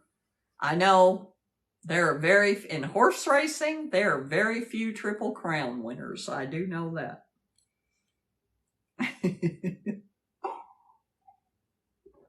But yeah. And so we are very proud. Well, somebody has to make it up, right, Bart? Somebody's got to start it. Well, I'm starting it. If you win all 3 state wrestling tournaments, you are a Triple Crown winner. I'm going to start it. And I'm still putting together the pictures because Alexis didn't get them all to me and posted. So I'm putting together all the pictures and the videos, and I'm doing a TikTok, and it's going to be called a Triple Crown winner. So I'm going to make it a thing. But yeah, and the second one that he won the trophy was absolutely incredible. That's right. I didn't create the term Triple Crown. I'm just applying it to this. When, as Alexa says, Mom, that's not a thing. You know what? Shelley, this is really good. You know, when I did the promo, how I said I'd gone to the dark side. Yeah, I kind of gone to the dark side. And, you know, and I know it's because of the time, you know, we just came into April and, you know, May's coming up and that's my bad month. And I've just skated through it pretty easily the last couple of years. And, but that's all right. That's all right. I can handle it. And you know, it doesn't hurt me to grieve a little. It's kind of,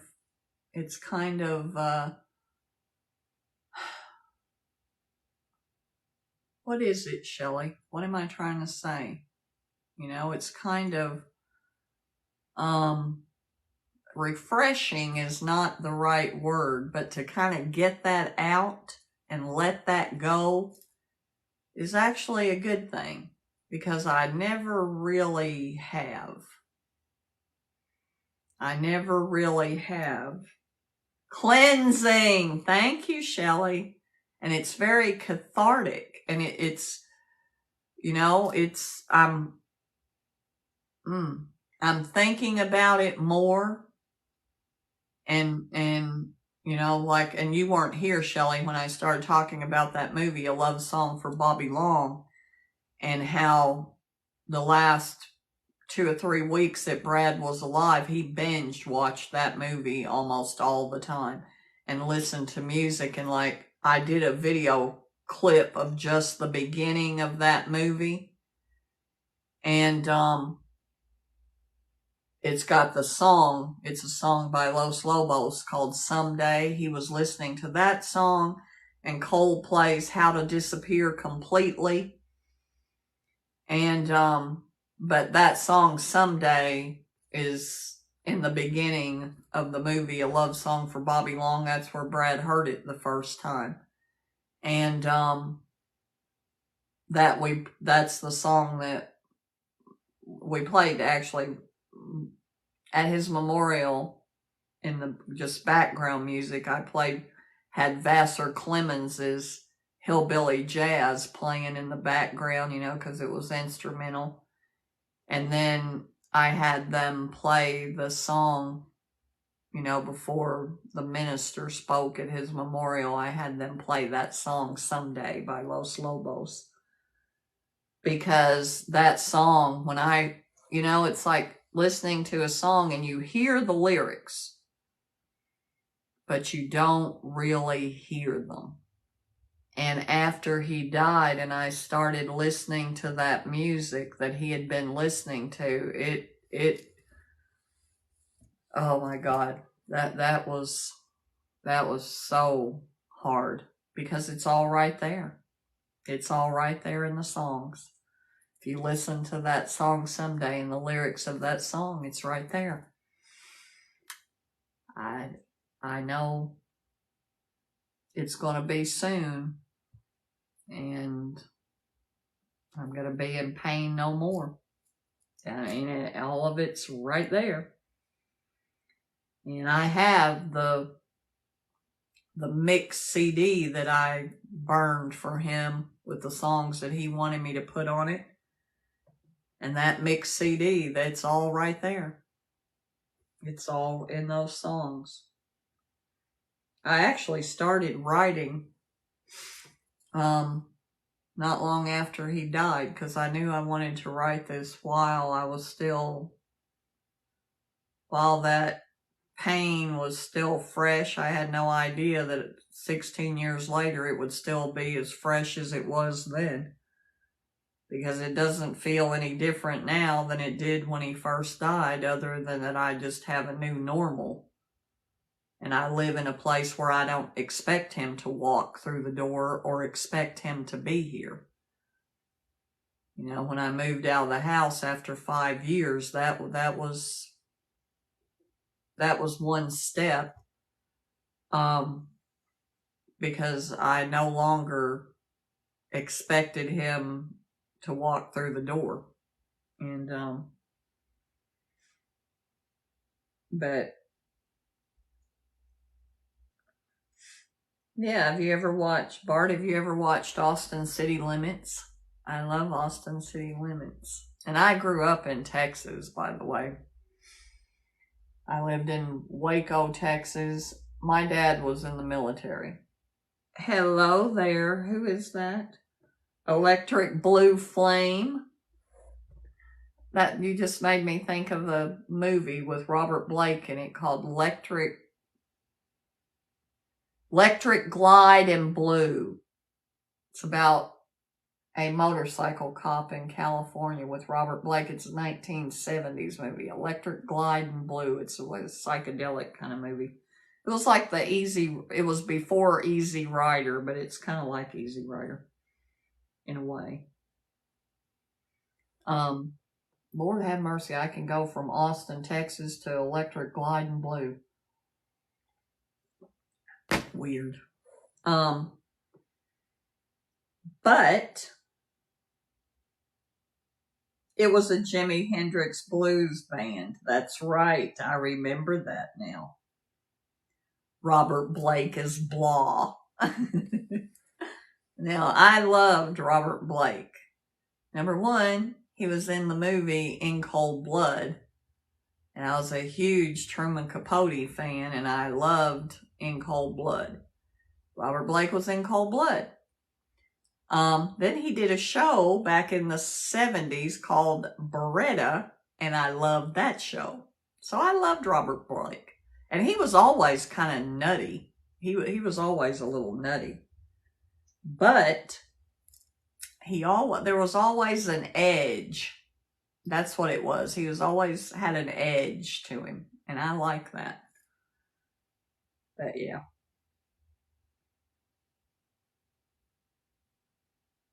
Yeah, Affliction, I love that movie. Sometimes that's a hard movie for me to watch too, because Brad loved that movie. And we watched it frequently, and I wasn't able to watch it for a long time, but I watch it once in a while now. I love Nick Nolte. And I love, what's his name? What's the guy that plays his brother? What's that actor's name? Are you kidding me? Oh, Willem Dafoe. I love Willem Dafoe. And Willem Dafoe was in that too. Yes, he murdered his wife for his girlfriend. And got away with it, apparently. Yeah, he was, I'm pretty sure he was charged with murder. You'll have to look it up, Shelley, but yeah.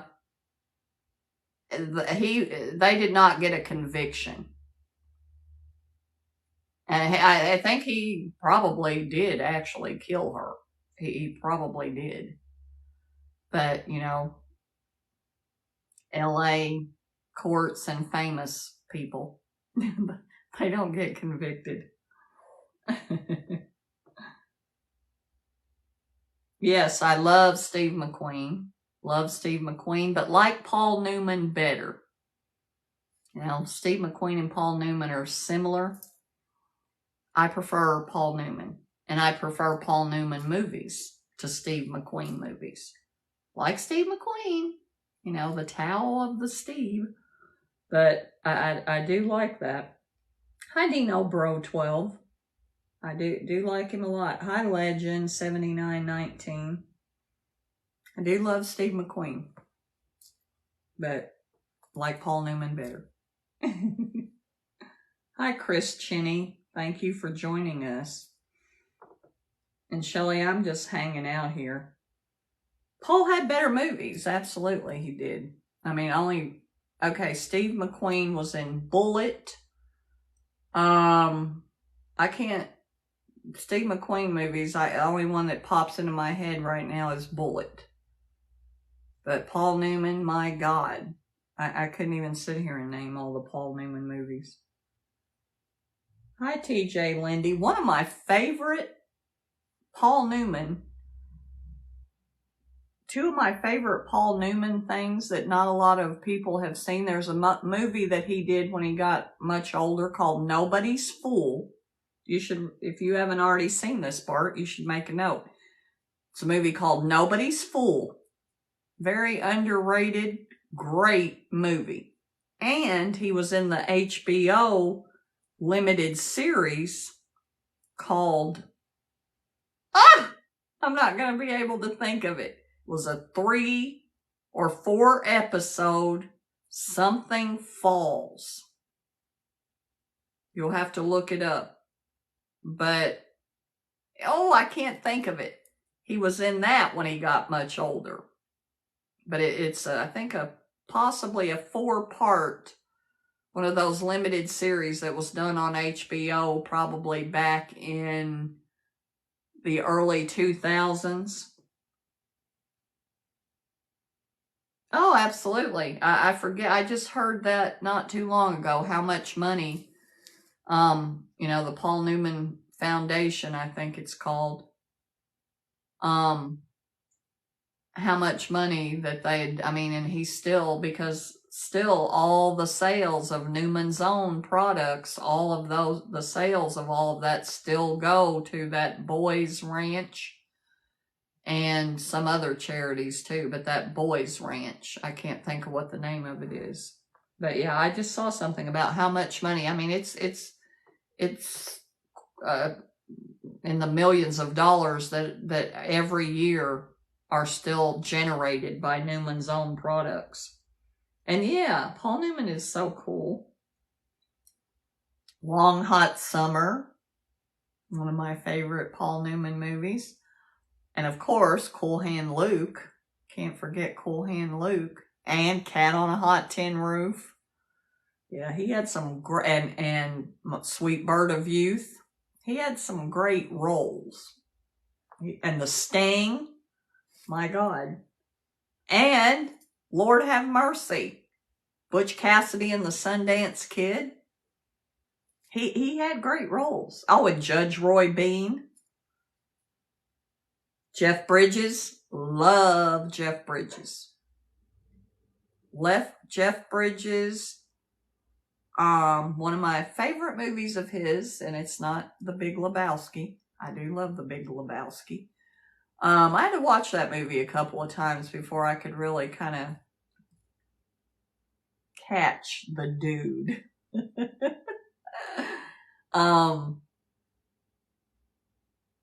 There's a movie called The Hole in the Floor. The Door in the Floor. There's a movie that Jeff Bridges is in called The Door in the Floor. I love that movie. I actually liked him. There was a movie called Crazy Heart. Now, I like the young Jeff Bridges movies, too. Thunderbolt and Lightfoot. That was good. And then he did Rooster Cogburn, right? True Grit. That's what I was trying to think of. I love The Door. That's my favorite Jeff Bridges movie. Oh, Starman. Starman. That was a good Jeff Bridges movie. Yeah, I just love that Door in the Floor movie. Yeah, Crazy Heart. That's really... But yeah, I do love Jeff Bridges movies. Love him. Oh, now we got Steeler's Chick. Yeah, I know. I don't know why that even popped into my head. But I love that movie, Starman. What other movie? What other Jeff Bridges movies? There's another one. It's him and this young kid. I can't remember who that kid is. I'm picturing the cover of the movie. The movie poster. He was with this young kid, and I think he was like a drunk, and he had this young kid. I don't even know if the kid was his son. I think he might have been his brother. I can't remember. What is the name of that?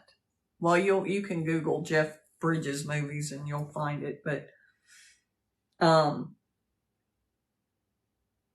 Robert Jones. Thank you for joining us. What other actor like that? Oh, I love Warren Beatty. Love Warren Beatty. Warren Beatty movie that I love the most is Bulworth. Now, I loved Splendor in the Grass. I loved Splendor in the Grass. That was a young one. Didn't care for Shampoo. Loved him in, what is that? Oh, what is that movie he's in with Katharine Hepburn? It's a Tennessee Williams novel. I can't think of the name of it. Suddenly Last Summer, I think. Suddenly Last Summer? I don't know if that's it or not. No, that's not it. I can't think of it. Love Clint Eastwood. That's called Thunderbolt and Lightfoot. Clint Eastwood and Jeff Bridges were in the movie Thunderbolt and Lightfoot when Jeff Bridges was really young. Yeah. I know my Jeff Bridges and Clint Eastwood movies. Hello there from the UK. Thank you for joining us. It's about 2 o'clock in the morning, your time, isn't it? Hi, John Briggs. Yeah, see, I like the tall, dark, and handsome men, too. My dad, my great-grandmother was Cherokee, so my dad was very dark-complected with blue-black hair. That's my archetype. So, yeah, I like the dark and handsome men. Hi, Tequila Sunrise. Thank you for joining us. And user. It's 2:28 in the morning. Yeah, I was thinking that's about what time it was there from the UK. Hi, Doug and Ron and Zach Black Music. Hello, Zach Black. I've stayed on late enough tonight that now you can join us. We're talking about movies, Zach. We weren't talking about music. Bart, one of my really good friends, Zach Black, is here. Zach Black is an incredible singer, songwriter, musician. I am drinking a cup of tea. I am drinking a cup of tea. I'm drinking vanilla chai tea with half. I take my tea with half and half. But yeah, I drink tea in the evening. I drink 2 cups of coffee during the day, and then I drink a cup of tea in the evening. Hi, Todd Hamstra. But yeah, Zach, we were talking about movies. We were talking about Paul Newman movies. I could only think of one Steve McQueen movie. What was that movie with Steve McQueen and Ally McGraw? And they're like running away from something. That might be, I don't think that was called Bullet. I can't even think what Bullet is. Dirty Dozen. Who was Dirty Dozen would have been James Coburn was in the Dirty Dozen. Lee Van Cleef was in the Dirty Dozen, wasn't he? Trying to picture them. I can't think of anybody else that was in the Dirty Dozen except for James Coburn and Lee Van Cleef. And I may not even have that right. I know James Coburn was. James Coburn was also in Affliction. Do you know that James Coburn had not been able to work for a very long time? Because he had MS, I think. MS or something like that. And he hadn't been able to work for a long time. And then he had gotten some new treatment that was available. And he did the movie Affliction. And he hadn't done movies for a very long time.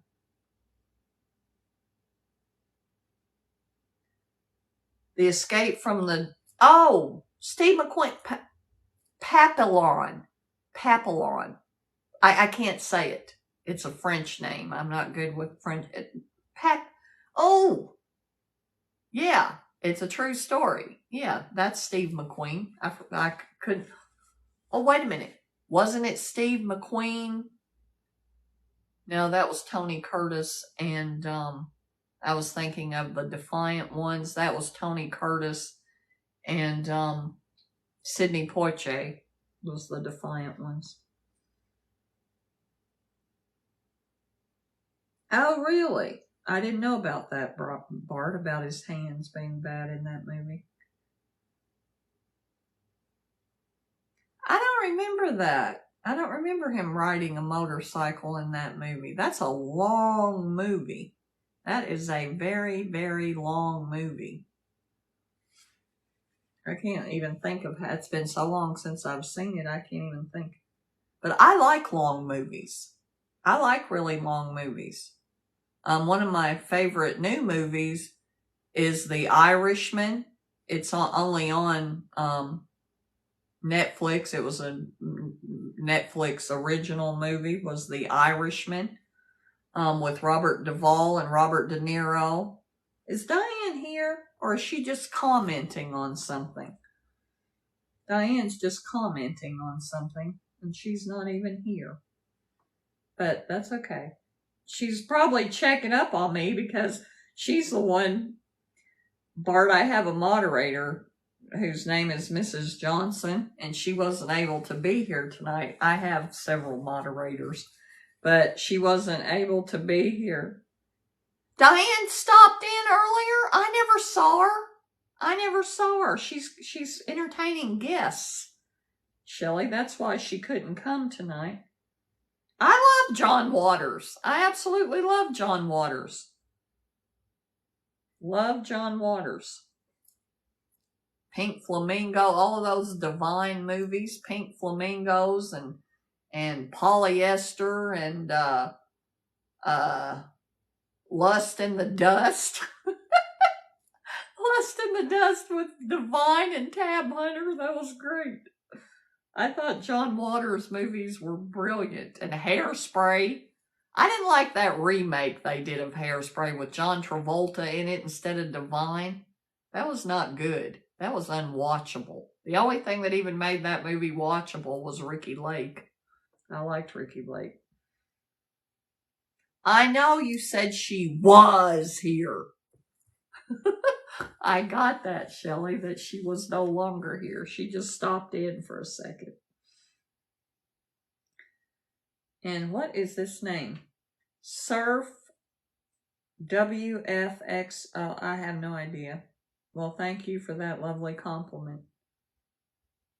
My background doesn't do justice. I don't know what that means. I have no idea what that means, Bart. My background. What background? Are you talking about in this here? What are you talking about? You mean my stuffed cat back there? Oh, who's on first, Shelley? Oh my God. Hello, Colonel Carrington. Kentucky is here too. This is Kentucky right here.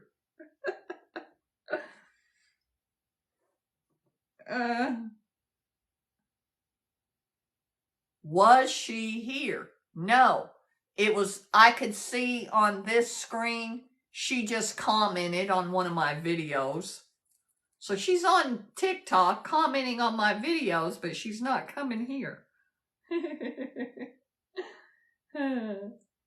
Welcome, Colonel Carrington. That's on second. No, who's on first? What's on second? And I don't know is on third. Yeah, I know that bit. Oh my God. Oh my God.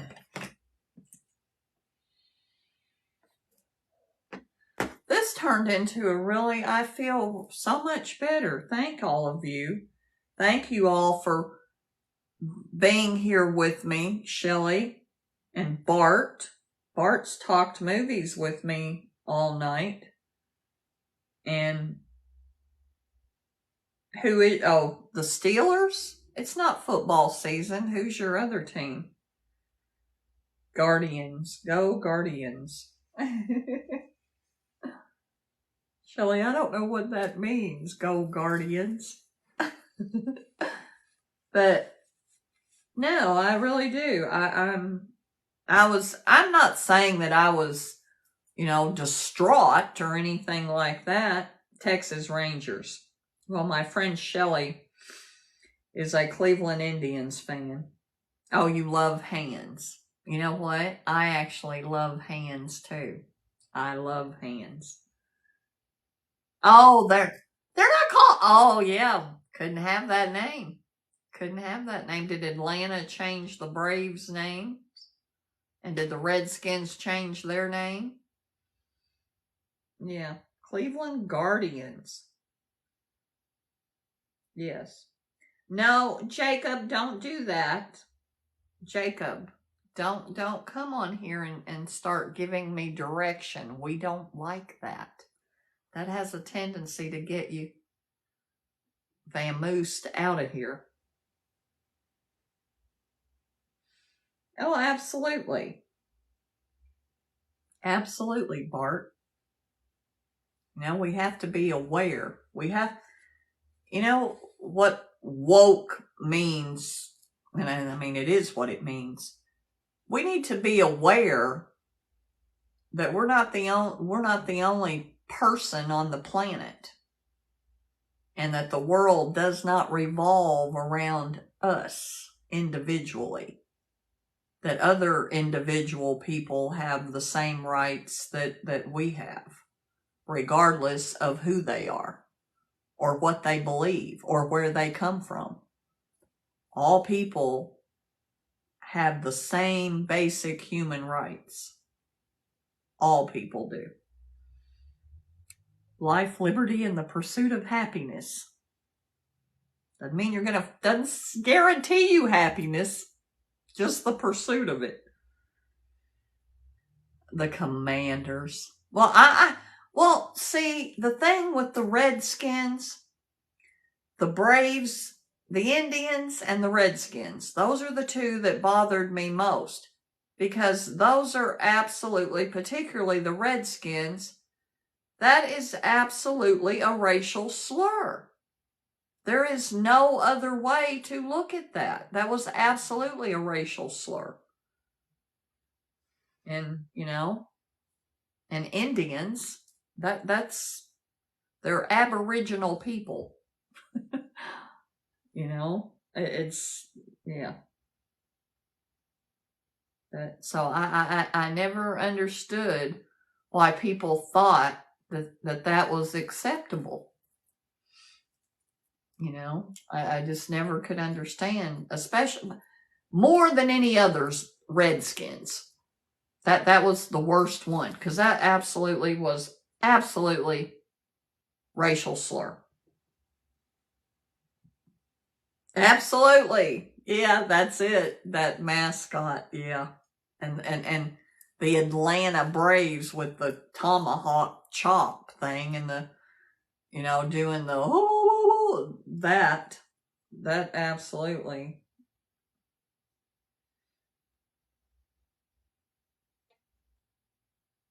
What is that you wrote? I don't know what, Shelley, what, Travo Bardo, whose name is Bart. Hi, Anna Rod. Who's our new friend. He's been here with me all night. I don't know what that word is. Bart said, what team is called the HON? And it's, it's a bad word. He's not going to write it because it'll probably get him thrown off and get us banned. Oh, okay. You can text it to me, Shelley, because we can't write racial slurs on, and we don't want to. Hi, B. Carver. Thank you for joining us. B. Carver, I think you were here with us a long time ago, but I haven't seen you for a long time.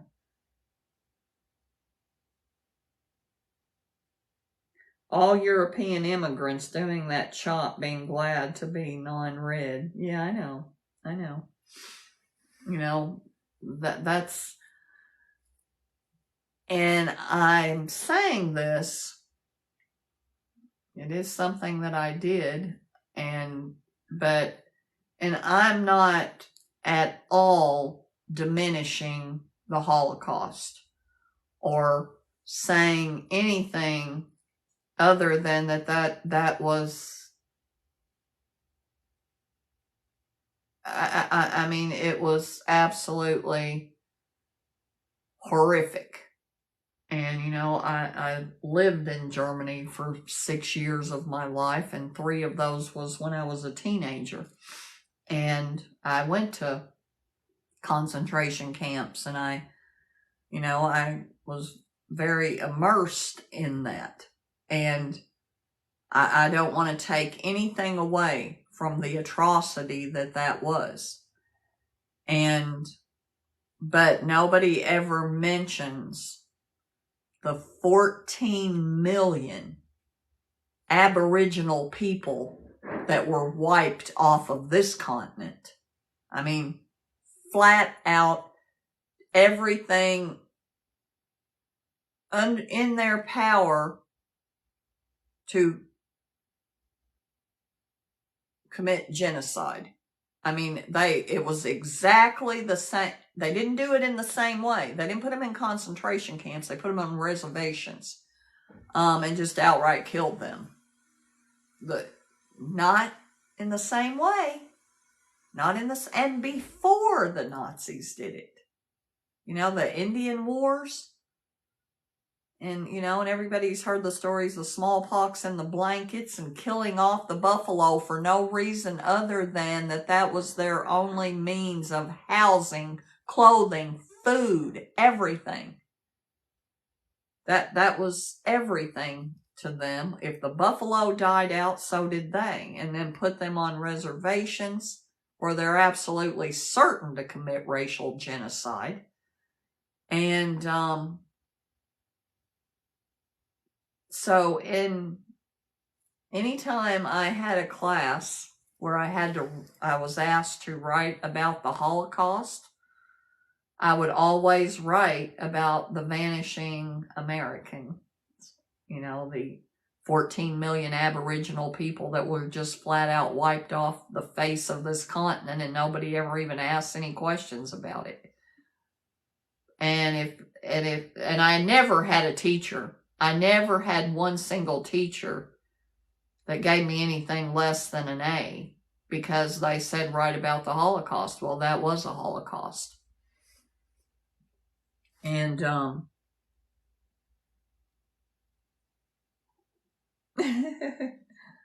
maybe all 3 Ks. The K is missing. Oh yeah, I get you, all 3 Ks.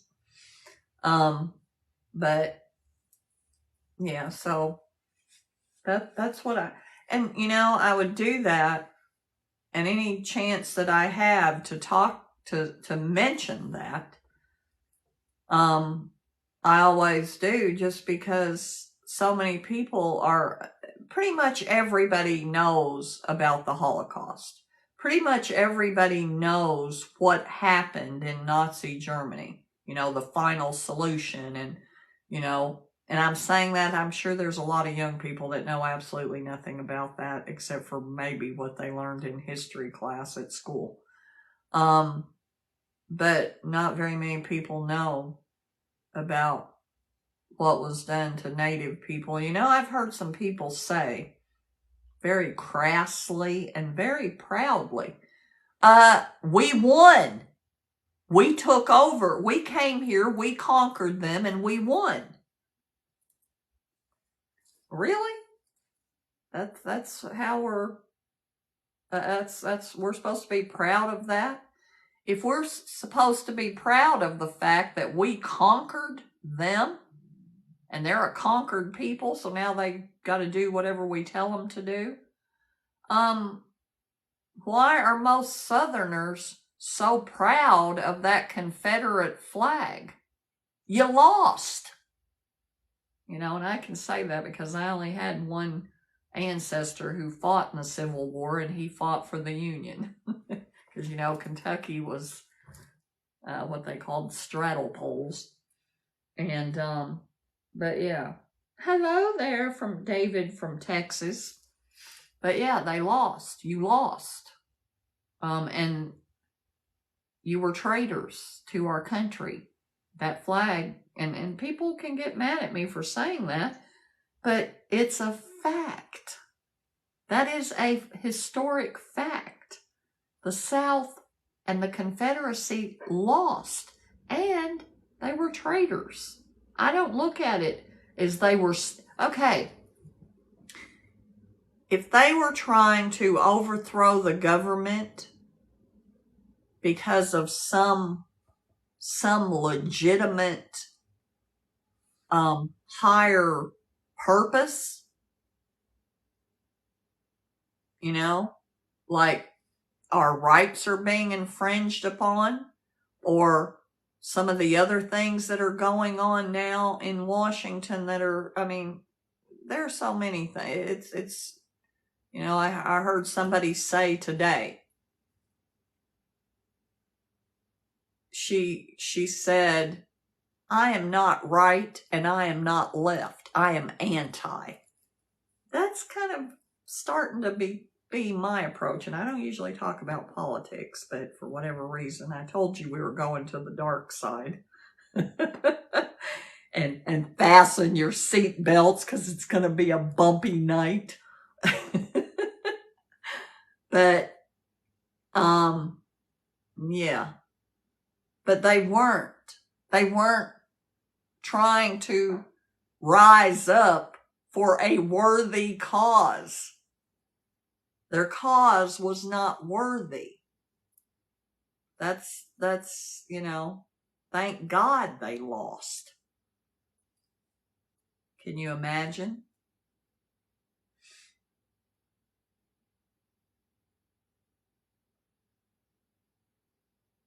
Oh, really? Now that I might like to read there, Bart. Yeah, I mean, I just, yeah, I've never understood that. But see, I'm from Kentucky. I was born 2 miles from where I live right now. Moved here 7 years ago. But I didn't live here most of my life. My dad was career military. I lived all over the place. And, but yeah, I could never understand that fascination with that, you know? And I live very close to many Civil War battlefields and cemeteries. And yeah, I never understood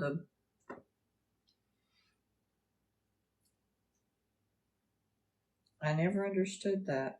Because, you know, when you're in Germany, well, there are now, but I don't think I don't think most Germans are particularly proud of their Nazi history.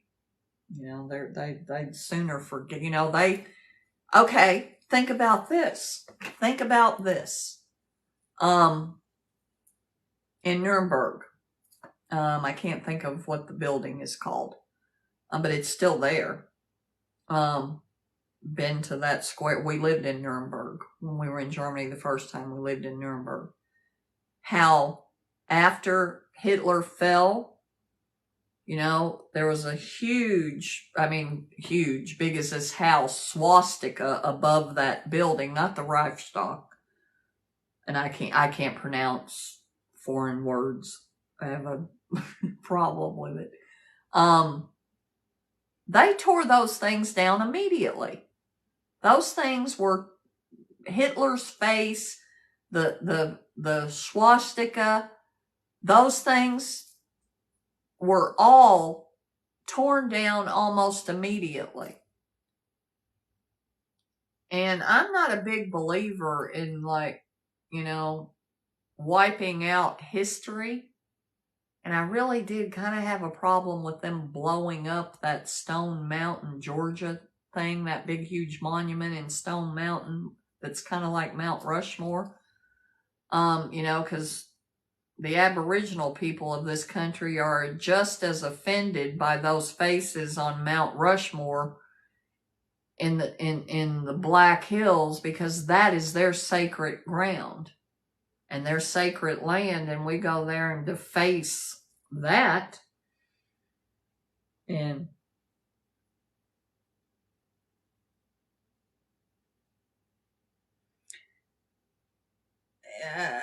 yeah, and it's funny too, because, my friend Shelley is quite a bit younger than I am. And I am of the generation, in my generation, girls were still brought up to be, okay, that it was cute to be stupid.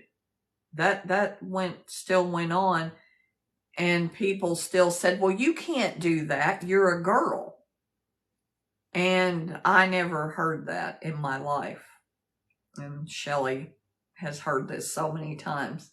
When I was in high school, I was the only girl, not just on my baseball team, but in the league. And because my generation, when I was in high school, is when the ERA was passed. And there was a rule passed that if you didn't have a sport, if there was no girls football team, if you had a girls football team and a boys football team, that's fine. But if you didn't have a girls team, you had to let the girls play on the boy team. And fortunately for me, that happened, because there'd have been some serious fit throwing if they would have told me that I couldn't play baseball in high school, because I didn't like softball. I did not like softball. I didn't play softball when I was a kid. I played baseball. I played with the boys always. And, and I was the only girl in my electronics class, all 3 years of electronics. And I didn't, my dad, it was a stupid idea to give me a doll as a present. That was, okay, especially my grandmother learned, don't give me a doll that does something, like talks or moves or something, because that's going to get taken apart, because I needed to see what the mechanism was that made it work. And she gave me this talking Barbie doll that didn't look like you could take it apart. And it was hermetically sealed, and there were no screws for me to take it apart. So I took it outside and smashed it with a rock. I had a whole shoebox full of those little talking things that went in dolls. Oh my God. Oh, Hawkeye 951 joined us. Hi, Susie Miller. But yeah, my dad bought me Heathkit electronics kits, and these are the kind of things, and I was never once told that I couldn't do something because I was a girl. I was a electronics technician at Pioneer Communications. I worked on, did troubleshooting and repairing on Warner Cube boxes, Shelley. Warner Cube was probably before your time, but I was the only woman technician. There was one woman who was a QC person. She went through, but I was the only woman technician. And then finally they did hire another woman technician. She was on second shift. But yeah, I was the only electronics technician. There was only about 30 of us there. It's not like there was a huge, well, as a matter of fact, Shelley, when I was an electroplater, and I had to fight for this, I was actually the only woman plater A. And they were not going to make me plater A, even though I had met all the, Shelley, you may not even remember that, but in electroplating and in furnace plating too, they had plater A's, and after you started as a plater B.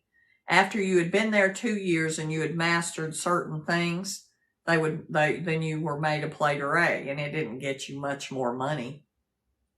I got bigger raises. I made more money than it, you know what I mean? It wasn't about the money. but they didn't make me play Ray, and I had to pitch a fit. And then I was told to let that ride because then I was going to be electroplating coordinator. I didn't care. I still wanted to be plater A because I met the criteria. But they were not going to do it.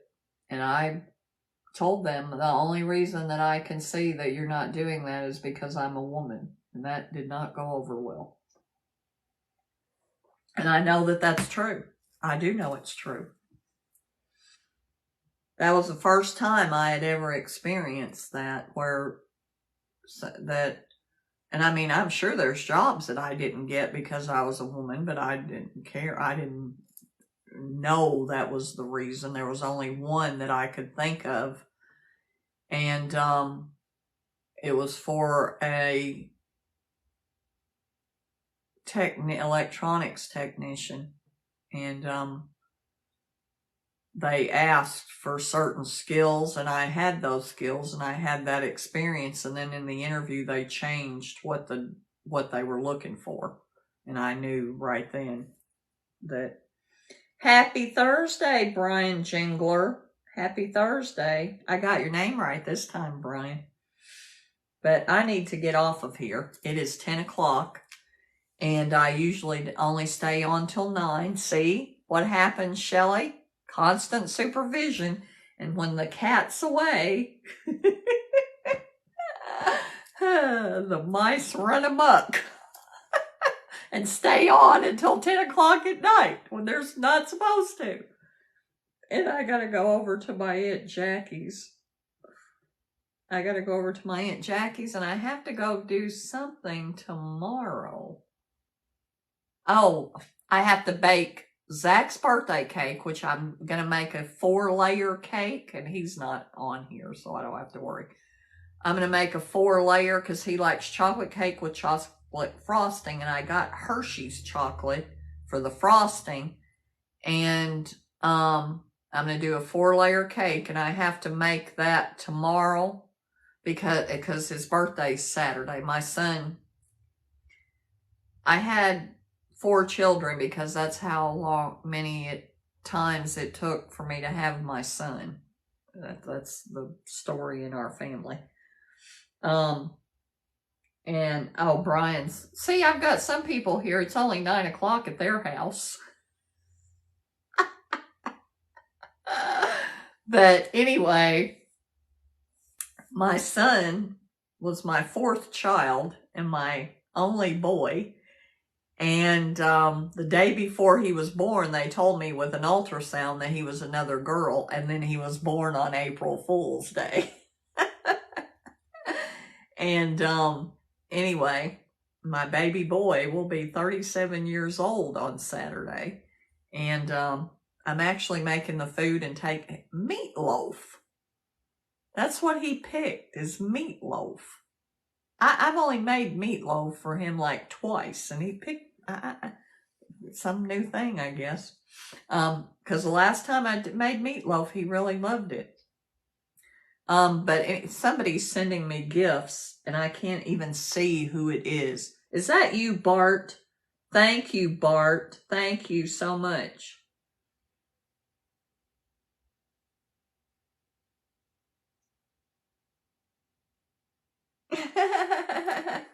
Thank you, Bart. See, I love...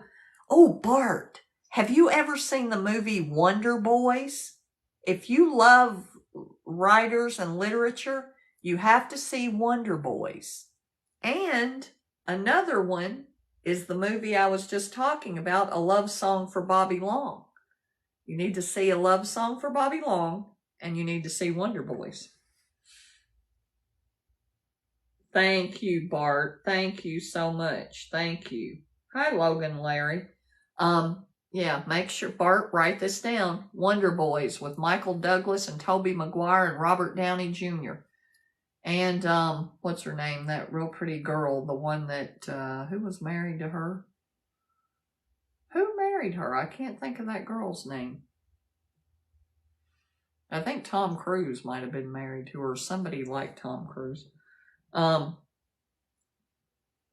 Yeah, he wants meatloaf for his birthday. So I have, around here, I live in farm country. My uncle raises their own beef. So that meatloaf will be made with Here's how organic this beef is. The cattle were born and raised on that farm, or this particular beef came born and raised on the farm, and fed corn that was grown on the same farm. My uncle also grows his own feed corn, and the cows are grass-fed corn finished. I try to get him to do grass-fed grass finished, but anyway. So that's what the meatloaf will be made with. And then I'm making the chocolate cake, and it's going to be a 4-layer cake. That's why I want to make it tomorrow, so it can sit overnight so that the frosting soaks into the layers and makes them really, really moist. Oh my God. And, oh, thank you. Thank you so much. Thank you, honestly, Dominic. Thank you. I love the name Dominic, by the way. Thank you. Yeah, I intend to keep making videos. I may stray off once in a while. And I've decided I'm going to try to do some more duets. There's only a couple of people that I duet, like my friend Johnny Tsunami, who is my all-time favorite TikTok hero, and my dear, darling Cajun friend, Junior. I don't duet very many people. And I just duetted one of my friends, Missy Smiles. I did a duet of hers last night, and today I duetted Dig the Gig. His name is Wayne. I duetted, and I love his videos. I've just never duetted one of them, and I don't know why. But today, for whatever reason, that's what popped up. Hello there. Hello there, Luis. Thank you for joining us. And R. Bale. And we're up to 7,600 likes. Where's Gabby? Gabby could get us up to 10,000 with her rapid fire tapping. Well, I will tell you honestly, Dominic, this is my hair. It is all my hair. In fact, I was talking about how my hair felt so much thinner. Well, it's because like this far up the back of my head, I shave my neck so that it's not so much hair, because it's a ridiculous amount of hair. But it's also very coarse and heavy. But this is not my natural hair color. My natural hair color is actually black. I don't mean dark brown. I mean black. Okay, I gotta turn these lights off because I'm starting to see these things in front of my eyes. And I know that's why. Sorry about that. Yeah, right there in front of my eye. I'm seeing these weird floaters. What was I talking about? I have no idea what I was even talking about.